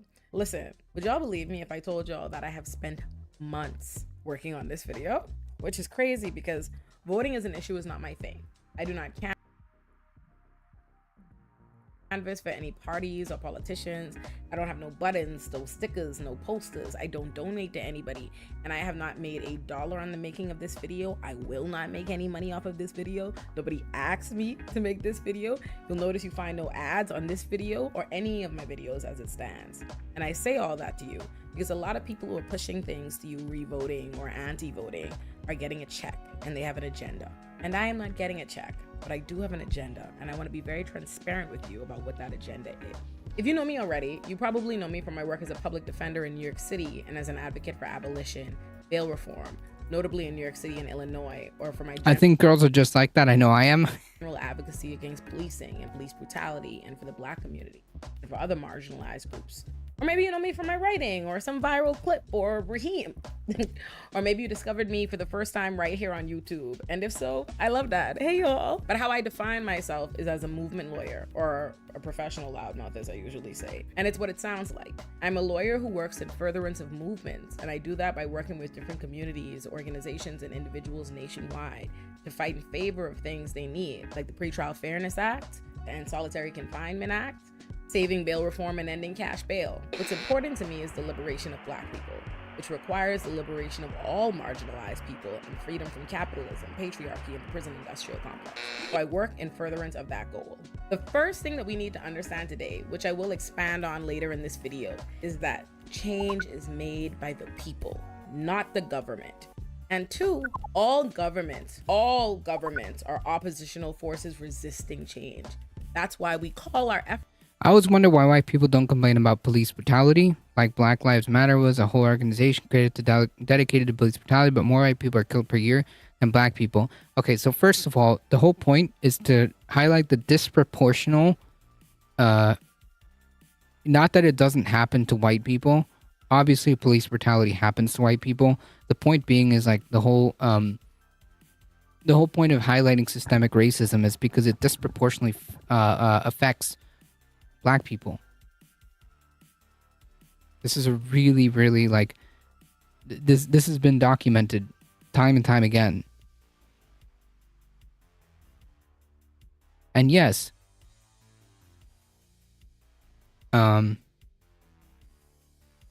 people do white people do complain about police brutality.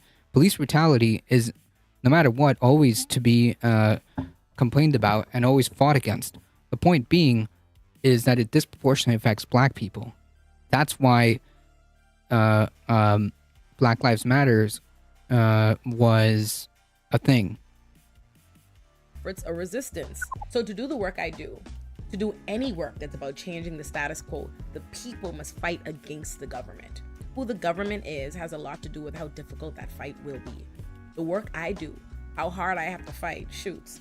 Whether I'm able to fight at all has a lot to do with who's in office. Whether we have a Republican or Democrat administration drastically impacts whether I'm able to do the advocacy I do, whether the movements that I support are able to pass laws or save the ones that we've already passed, like the landmark bail reform that took effect in New York City in 2020, or the Pretrial Fairness Act that was just implemented in Illinois after surviving a round of attacks from Republicans, making Illinois the first state to abolish cash bail. The increasing popular sentiment I see growing in my online spaces is that Democrats and Republicans are the same, and thus voting doesn't matter, or worse, that people shouldn't vote. And that troubles me because of what the consequences of people believing that and acting accordingly would mean for the work I do and the goal I'm working towards. Listen to me and listen to me good. In my Olayemi's heart and soul, I don't give a personal about Joe Biden, Ron DeSantis, Donald Trump, Marianne Williamson, Cornel West, RFK, or anybody else running for president. I am not friends with any of them. I don't campaign for none of them. I don't donate to none of them. And I'm not personally offended or moved by your support or disapproval for any of them. I am indifferent about politicians, and I see them all as the adversaries of the people. So I just want the weakest adversary in power, unless and until they assert themselves as either a major threat or obstacle to my goals. I want you to know right now, specifically to the other commentators and media folk that will see this and want to make angry videos and reactions on behalf of whatever politician they support or deem that I support. Baby, I do not care, okay? I don't care about none of that, and I am not gonna respond. I'm not gonna be moved by it. I put a lot of work into ensuring that I feel confident standing 10 toes down behind everything I say today, so Godspeed, knock yourselves out, okay? So that's my agenda and the lens I'm shooting from today, and a lot of what motivated me to embark on making this video, which I'm thinking of as Ole's election survival guide. The other reason I embarked on this project was simply because people are often assuming and projecting a lot on. Yeah, so I mean, like, just gathering from like what she's been saying, I think there's a good point, and I think more people should think this way. At the end of the day, when you're talking about politicians, fundamentally what you are doing is picking your weakest adversary, right? To enact change, to enact progress. Fundamentally, that's what it's about, right? And that's a very interesting way of seeing it, and I think I agree with this. Yeah. To me revoting, and they're usually real angry when they do it. Okay, it's that football fandom thing where people engage with politics the way they would football, and they be going dumb hard when you say anything because there are two sides. It's the who are right and the who are wrong, and baby, if you're not the who are right, then you are the who are wrong. So what often happens is I criticize the Democrats, and someone goes, the Republicans are worse. Why don't you criticize them? And I go, yeah, I know that, and I do. Then someone else goes, what? The Democrats and the Republicans are the same, you shit lib. And then someone who thinks that they're so left, they're far right, goes, both of you are shit lib, latte, liberal, hot take, straight from the press. The Democrats are worse than the Republicans, actually. Yes, milk toast, shit lib, shill, grifter. Cosmopolitics rating with a party of 9. Thank you so much. Welcome. Welcome, welcome, welcome.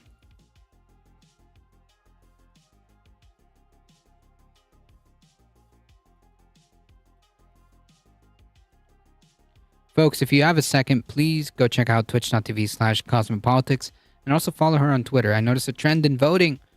Also, just quick segue. If you don't know who I am, I'm a Difficult Truth. I do the news, I do the politics, Monday through Thursday, 5 p.m. Eastern Time. If you enjoy your stay, hey, hit that follow button. Again, go follow Cosmopolitics, twitch.tv/cosmopolitics, and go follow her on Twitter as well. I noticed a trend in voting. Conservatives focus on policy over personality. That's literally not true. Conservatives don't give a flying fuck about policy. It's all fifis. While Democrats lean to make sure a candidate's a good person, question mark. Republicans stick to policies even if some are questionable. Democrats are cautious, valuing character. It's all about finding the right way to vote based on your values. They could care if you're a racist, not prejudice.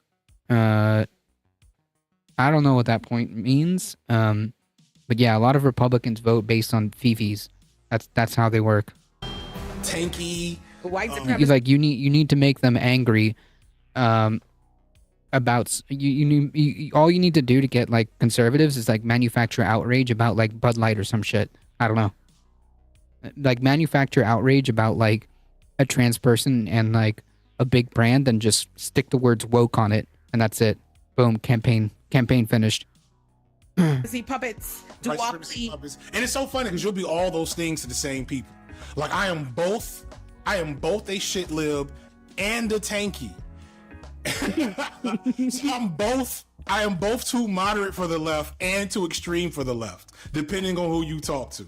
You know what I'm saying? I've been doing abortion rights. I've been extremely online doing abortion rights for 11 years. 11 years. And all the same kinds of people calling me a shit lib now were the same kinds of people patting me on the head and saying, oh, Roe is fine. It is a never-ending cycle. Yeah, I've seen that. I'm saying the Republicans vote policy first and personality second, like they could care less if the person they're voting for was a good person. But they're not voting for policy.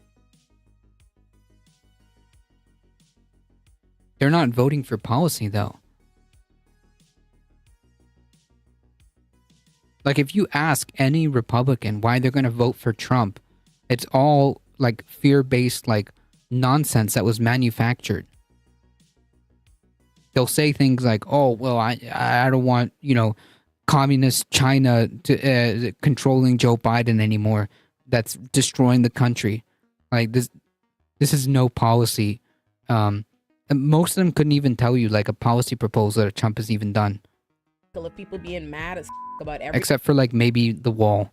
maybe the wall. Jesus, little thing that usually devolves into people calling you a vote blue no matter who, shit lib, if you haven't decided that one of the third party candidates is the answer we've all been waiting on, which is funny to me for a few reasons. Because one, that the people who think that there's some kind of revolutionary juxtaposed to you, the shit lib, because they've decided to also put their faith in some politician or party to liberate them or radically change the system they're running to be a part of. And listen, I assure you welcome. that the real revolutionaries understand that no politician, government, or system actor is going to bring about your liberation or do all or even most of what the people want done. Two, I am not a US citizen, so I can't even vote, let alone vote blue no matter who.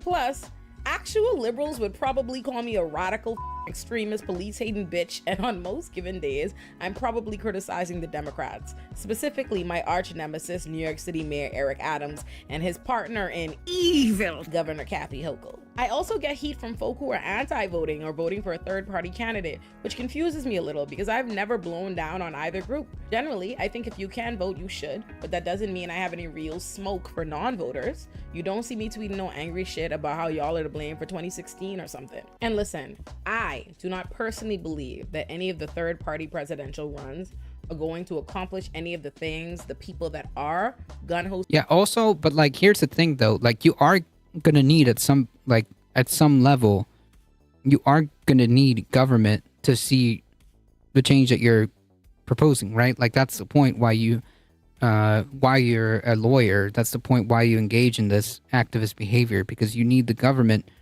to change that. So it's kind of like a catch-22, right? It's like the point is that you can't put your hopes on any one party or any one politician. That is 100% true.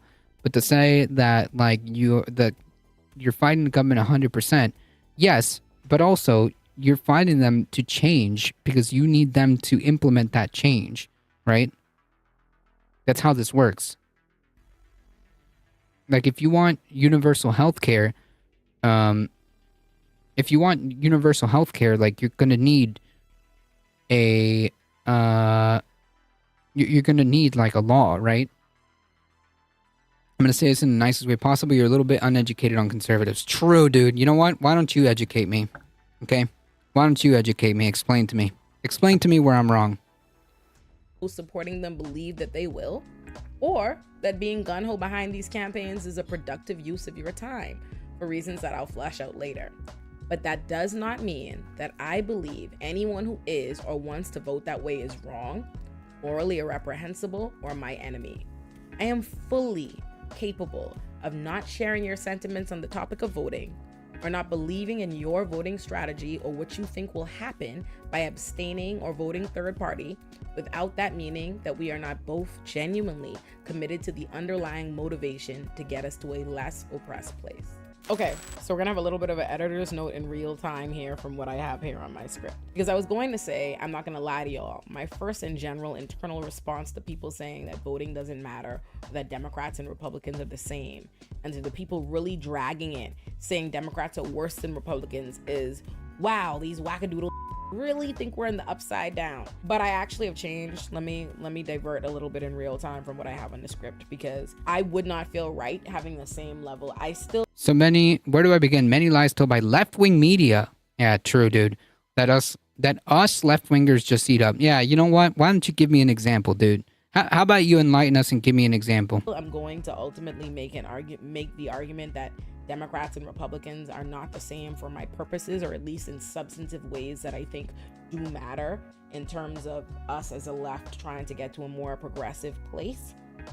But I want to be clear that there are many ways that they are the same, and I think that everything happening right now in terms of the U.S. response to what's happening in Israel and with Israel and Palestine and Gaza, I feel like it would be sheer arrogance to come here with the same level of flippant disregard to the people that think that Democrats and Republicans are the same. Okay, so I just want to be clear about that. Back to the script. So my original, that was why I came into this video. My internal response was, that's ridiculous. But genuinely, I saw those kind of arguments enough from people who follow me and people that like me that I wanted. What does this have to do with? What does this have to do with conservatives?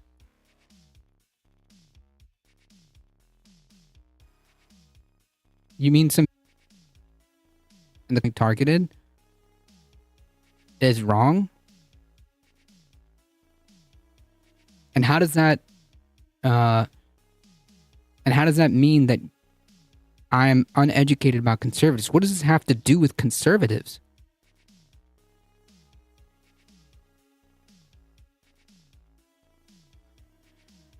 Now,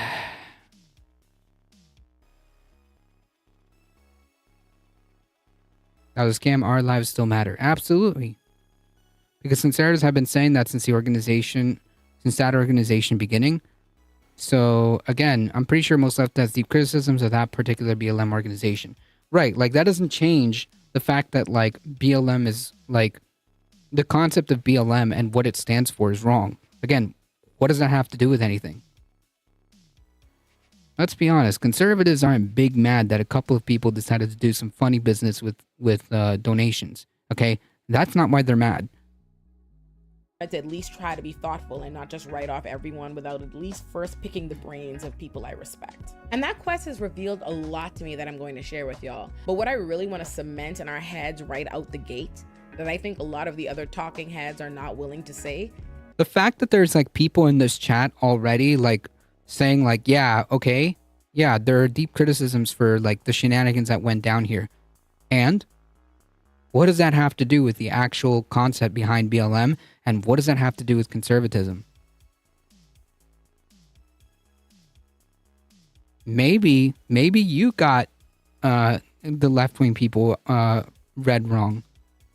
Is that there is no one right answer, take, or strategy as it pertains to voting. Voting, what candidate or party is better, or what you should do voting-wise, depends entirely on who you are, where you are, how it impacts you, what matters to you, what you know, and what you think you know. I say who you are because voters are really malleable and hard to pin down. And I have this perspective because this is kind of how my family has always been. Why are you acting like people are like this for no reason? And there's a reason why they're like this. Like most conservatives are Christian. Like they want people to go to heaven. In their eyes, left-wing policies are demonic, and the people who do left-wing policies are going to hell.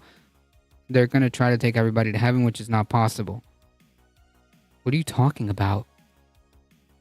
Yeah, a lot of evangelicals are conservative and are incredibly oppressive and authoritarian. I don't understand what the point being, what the point is here. And yes, a lot of them are conservative and vote Republican. So what part of that do I have wrong here? You literally led this conversation by saying, I'm uneducated about conservatives, and you have yet to make a point on that. I don't understand. Like my family has always gone from Republican to Democrat, and now back to, you know, being as left as I can make them, because I will nag them until they shut the about Republicans. You know, it always depends. They go based on vibes and narratives. So like my dad, he supported George H.W. Bush, loved him, and it was all because of the way that he handled the Panama War, which he handled it like dog shit. But my dad liked it. But then he hated Clinton because Clinton did welfare reform, and my family relied on welfare at that time in particular. But then my family supported Obama because Obama had a really good working class message. And even though my family was socially conservative, my dad in particular was really sensitive to any racist politics. So he hated Donald Trump, hated the xenophobia that he saw from Donald Trump. Liked Bernie Sanders because of the economic policy. So they kind of like, they're really mushy. They go all over the place. And I kind of like, I take my family's political views and I project that onto the rest of the country, you know, for better or worse. And these are folks that just like, you have to try to meet them where they are and talk to them, and you'll see that they're kind of all over the place and hard to pin down. And the candidate who has the best narrative is, I think, going to be the one that prevails. I say where you are because the entire election comes down to about 6 states.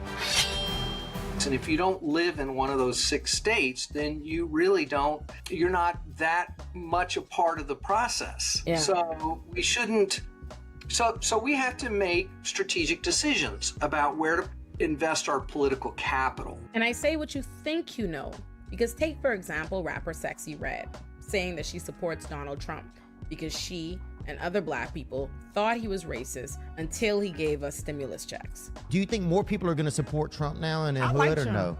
Yeah, they support him in the hood. Because at first, I don't think people was with him like they thought he was racist, saying little shit and, you know, against women. But once he started getting black people out of jail and giving people their free money, oh, baby, we love Trump. We need him back in office. Yeah, that a little bit of free money goes a long way. We need him back. Because, Yeah. baby, them checks. Yeah. Oh, yes, them stimulus checks. Trump, we miss you. She supports Donald Trump because she thinks she knows that he gave the people stimulus checks. What she doesn't know is that while we may have gotten those checks during Trump's administration, the Republicans voted against it.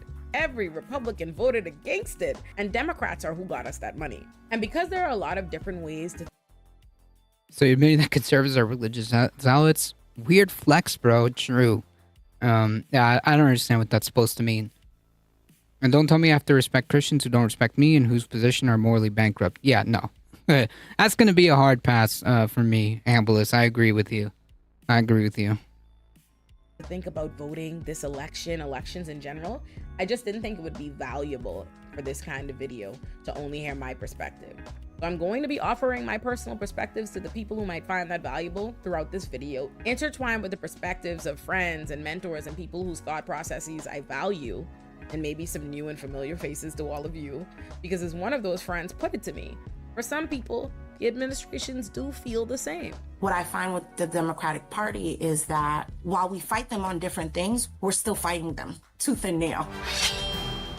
One of my biggest political lessons came from drug user activist Carl Stubbs in 2016 when Trump was elected, crying, and I'm like, oh my God, the world's gonna fall apart. And, this is an older Black man who's been, dealing with the drug war for a really long time. And he's like, baby girl, nothing changes for me. And nothing ever changes. For me, my life has changed because I got student loan forgiveness. I wasn't getting that under Trump, right? You know what I mean? Like, I wasn't getting that from the Conservative Party. But my life has diametrically changed because I no longer... And you will never get any of that type of stuff from conservatives. They don't care. They don't care. Have this educational debt. And for me, I was like, shit, I don't care what you do. Thank you for that. I'll see you in November. You know what I'm saying? My dad, immigrant, came into New York City, did what the immigrants do. They all pulled their resources together. They got a medallion. They had a taxi.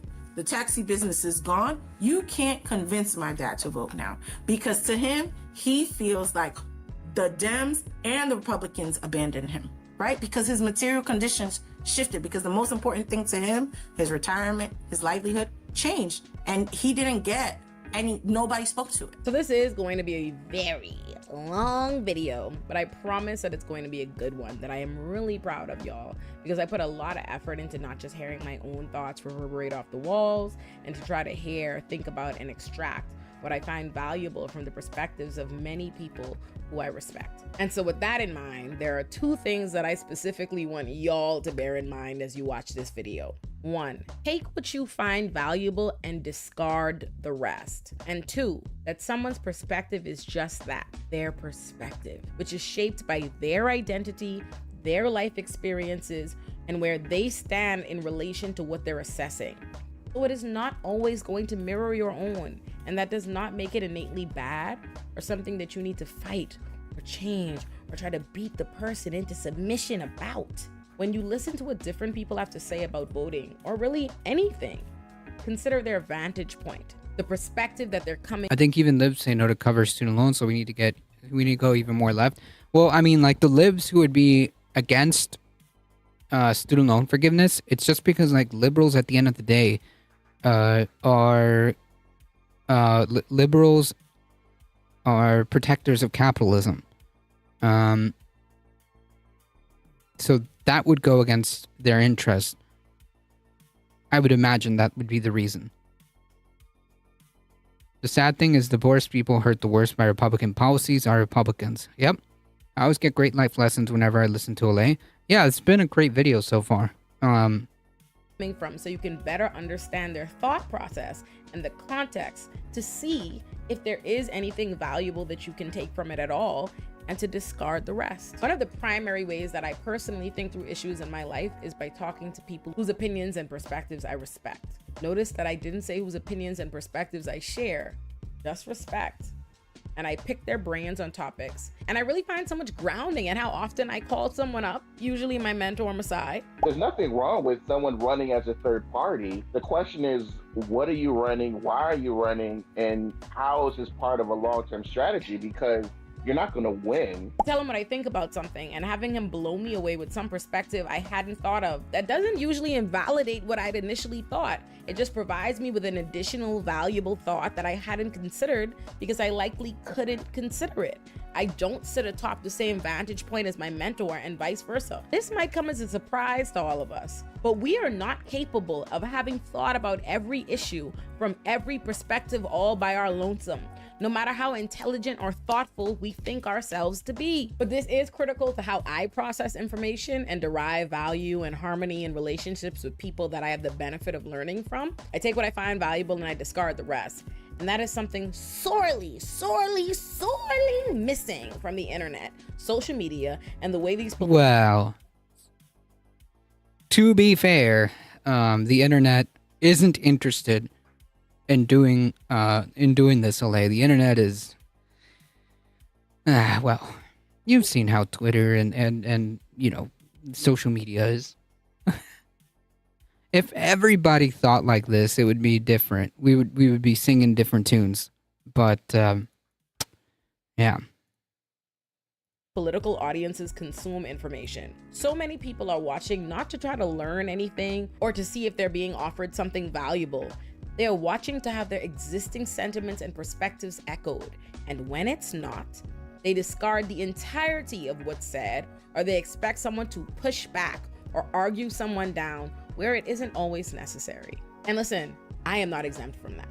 I realized a few years ago that I had to pay extra attention to prevent Twitter from frying my brain. I even remember the moment I realized it.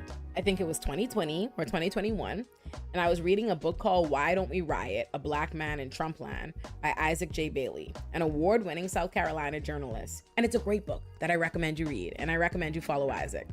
But I was reading his book, and I remember internally skinning up my face, that's Korean for this. Some kind of skinning up my face, not because he'd said anything wrong, but because he was doing exactly what the he told me he was going to do in the title. Speak to the perspective of a black man in Trumpland, living in the Bible Belt of America, who interacted with Southern whites, who grew up where he said the only two things that were prominent was Christian churches on every block and monuments honoring the people who fought to keep black people enslaved. So that's a perspective that would obviously not be my own, a black woman from the Bahamas who immigrated to America and practices law in New York City. Why would it be, you goofy bitch? And it's me. I'm the goofy bitch. So I realized that social media, more specifically Twitter, had quietly changed how we consume information. Instead of trying to learn by taking what I could. Yeah, because it's not designed to do that, right? Although you can use it in that, it's basically incentivized to be a place, because at the end of the day, it is just a company, just like YouTube, to generate views, to generate interactions, which generates ad revenue, right? Inevitably would lead to some sort of, crossroads where this is the type of direction where this is going to go. The fact that we're perfectly okay with that naming Twitter proves that corporations aren't people. Use and leaving the rest. I was doing precisely the opposite. I was trying to extract what I didn't like and leave the rest, which is what quote tweeting is. Twitter ratios and the stardom itself is made of. And that's the opposite of how we learn, or at least it's the opposite of how I was taught to learn as an academic. And when I internally checked that my brain was frying like egg on a pan, I was able to derive so much value from Isaac's perspective and appreciate his work because I was allowing it to be his work rather than expecting it to embody who I am, what I've experienced, and what I believe. And I shared that story because I really wanted to emphasize that, because I talked to a lot of people whose perspectives I respect for this video, because I have the benefit of knowing and having access to a lot of incredibly intelligent people who enlighten me all the time. And I wanted to take advantage of that for your benefit, my audience. But I know that the minute I say I respect the perspectives of the people I included in my video, some drama monger and unproductive clown paused the video to go through the list of everyone in the video to pick them apart or reduce them to something like a shit lib or a latte liberal or whatever the they be talking about. And then they're gonna go, this is your queen? Is this your queen? She respects such and such. Oh, she's a liberal corporate duopoly Democrat hacker. And it's me, I'm your pure leftist overlord and savior, super in the basement. But yeah, so anyway, this is me offering you those perspectives for you to take what you find valuable and discard the rest. This is not a one-size-fits-all thing, and it's unproductive for us to go into every voting discussion expecting everyone to share the exact same one right take in regard to voting, elections, and third parties when we are all coming at it from entirely different places within. I remember when I learned your entire generation is faking. If you see a starving dog getting saved or some cool shot of a car exploding, it's staged. You stage reality. Yeah, I've seen that before. Entirely different interests with entirely different things that matter to us. So what I want to say to people out there, out the gate, is regardless of what I think about how you exercise your choices, I think you have a right to choice. And I'm not going to be on your neck about it, even if I can't endorse it personally. In a representative democracy, people have choice. And I'm not just talking about reproductive choice, because I know for some people that's where choice stops. They don't want people to have choice and thoughts about who they want to vote for, whether it's federal, state, regional, or local. Now, I might not rock with the person you want to vote for. I might think it's asinine as hell for you to vote for who you told me you want to vote for. But it is not my place to tell you who to vote for. Now, I can explain to you, try to win you over to who I might be voting for if we had that kind of conversation. But I'm not about to down you because you made a different choice. And for that reason, understand that I am not invested in shaming anyone into voting or shaming anyone for not voting. And it's hard to shame people into voting. I don't think shaming people into voting works. You can try and be like, you better vote or, you know, the country's effed. That doesn't really work in my experience. So listen, ultimately, I'm glad that there seemed to be this disconnect between what I think about voting and all the people who want to beat my ass for thinking it's worthwhile, because it made me want to make this video, and it's provided me a great opportunity to tell y'all a little about myself, just so you could understand why I'm bothering to make it, why I believe what I believe, and so you can better determine whether it matters to you what I think, whether my perspective is one you value at all, because it might not be. And to really flesh out my thoughts and explore the importance and purpose of voting in federal and, more importantly, state and local elections. Definitely, especially in local elections. But the point being is that, like, at the end of the day, it is a tool. And in my personal opinion, if that tool is there, might as well use it if you can, right?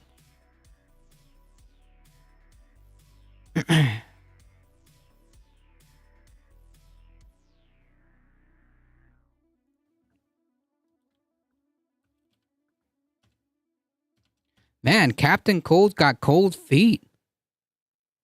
That was fast. Sad. All right. Unfortunately, I don't have more time. But so far, this video has been quite informative. So I'm going to put this up here again.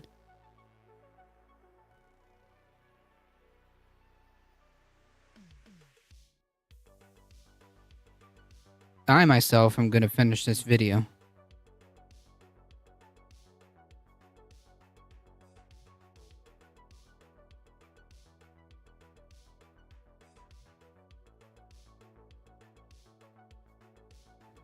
Folks, if you enjoy the content, don't forget to hit the follow button. It really does help us out. Thank you to Cosmopolitics for the raid. I appreciate that. Please go to twitch.tv/Cosmopolitics. Please follow her on Twitter as well. Thank you so much. I appreciate it.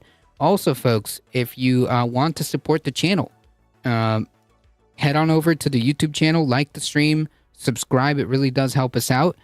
And also join the Discord as well. Again, we'll be doing monthly movie nights, 6 p.m. last Saturday of every month. So join the Discord and hop in and have some fun. Thank you, Michael Hasser. Thank you, Heat.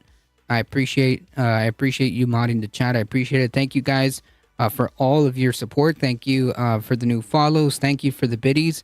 Thank you for the subscriptions. I appreciate that. Thank you, Conscious Canuck. Thank you, Alio. Thank you, Heat. I appreciate it. Thank you. You guys are what makes this channel grow. Folks, again, we'll be here tomorrow, 5 p.m. Eastern time. 5 p.m. Eastern time. So share this. Bring a friend. As always, folks, thanks, chat and Carlos. Thank you, Sharpie Diesel. I appreciate it. Blue Devil, thank you for the follow. I appreciate it. As always, folks, please stay safe. Please take care of each other. I love you all, and I hope to see you guys in the next one tomorrow. See ya.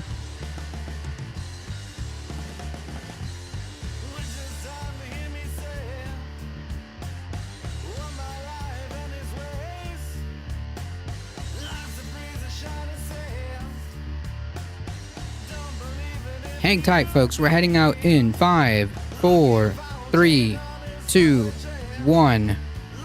Bye-bye.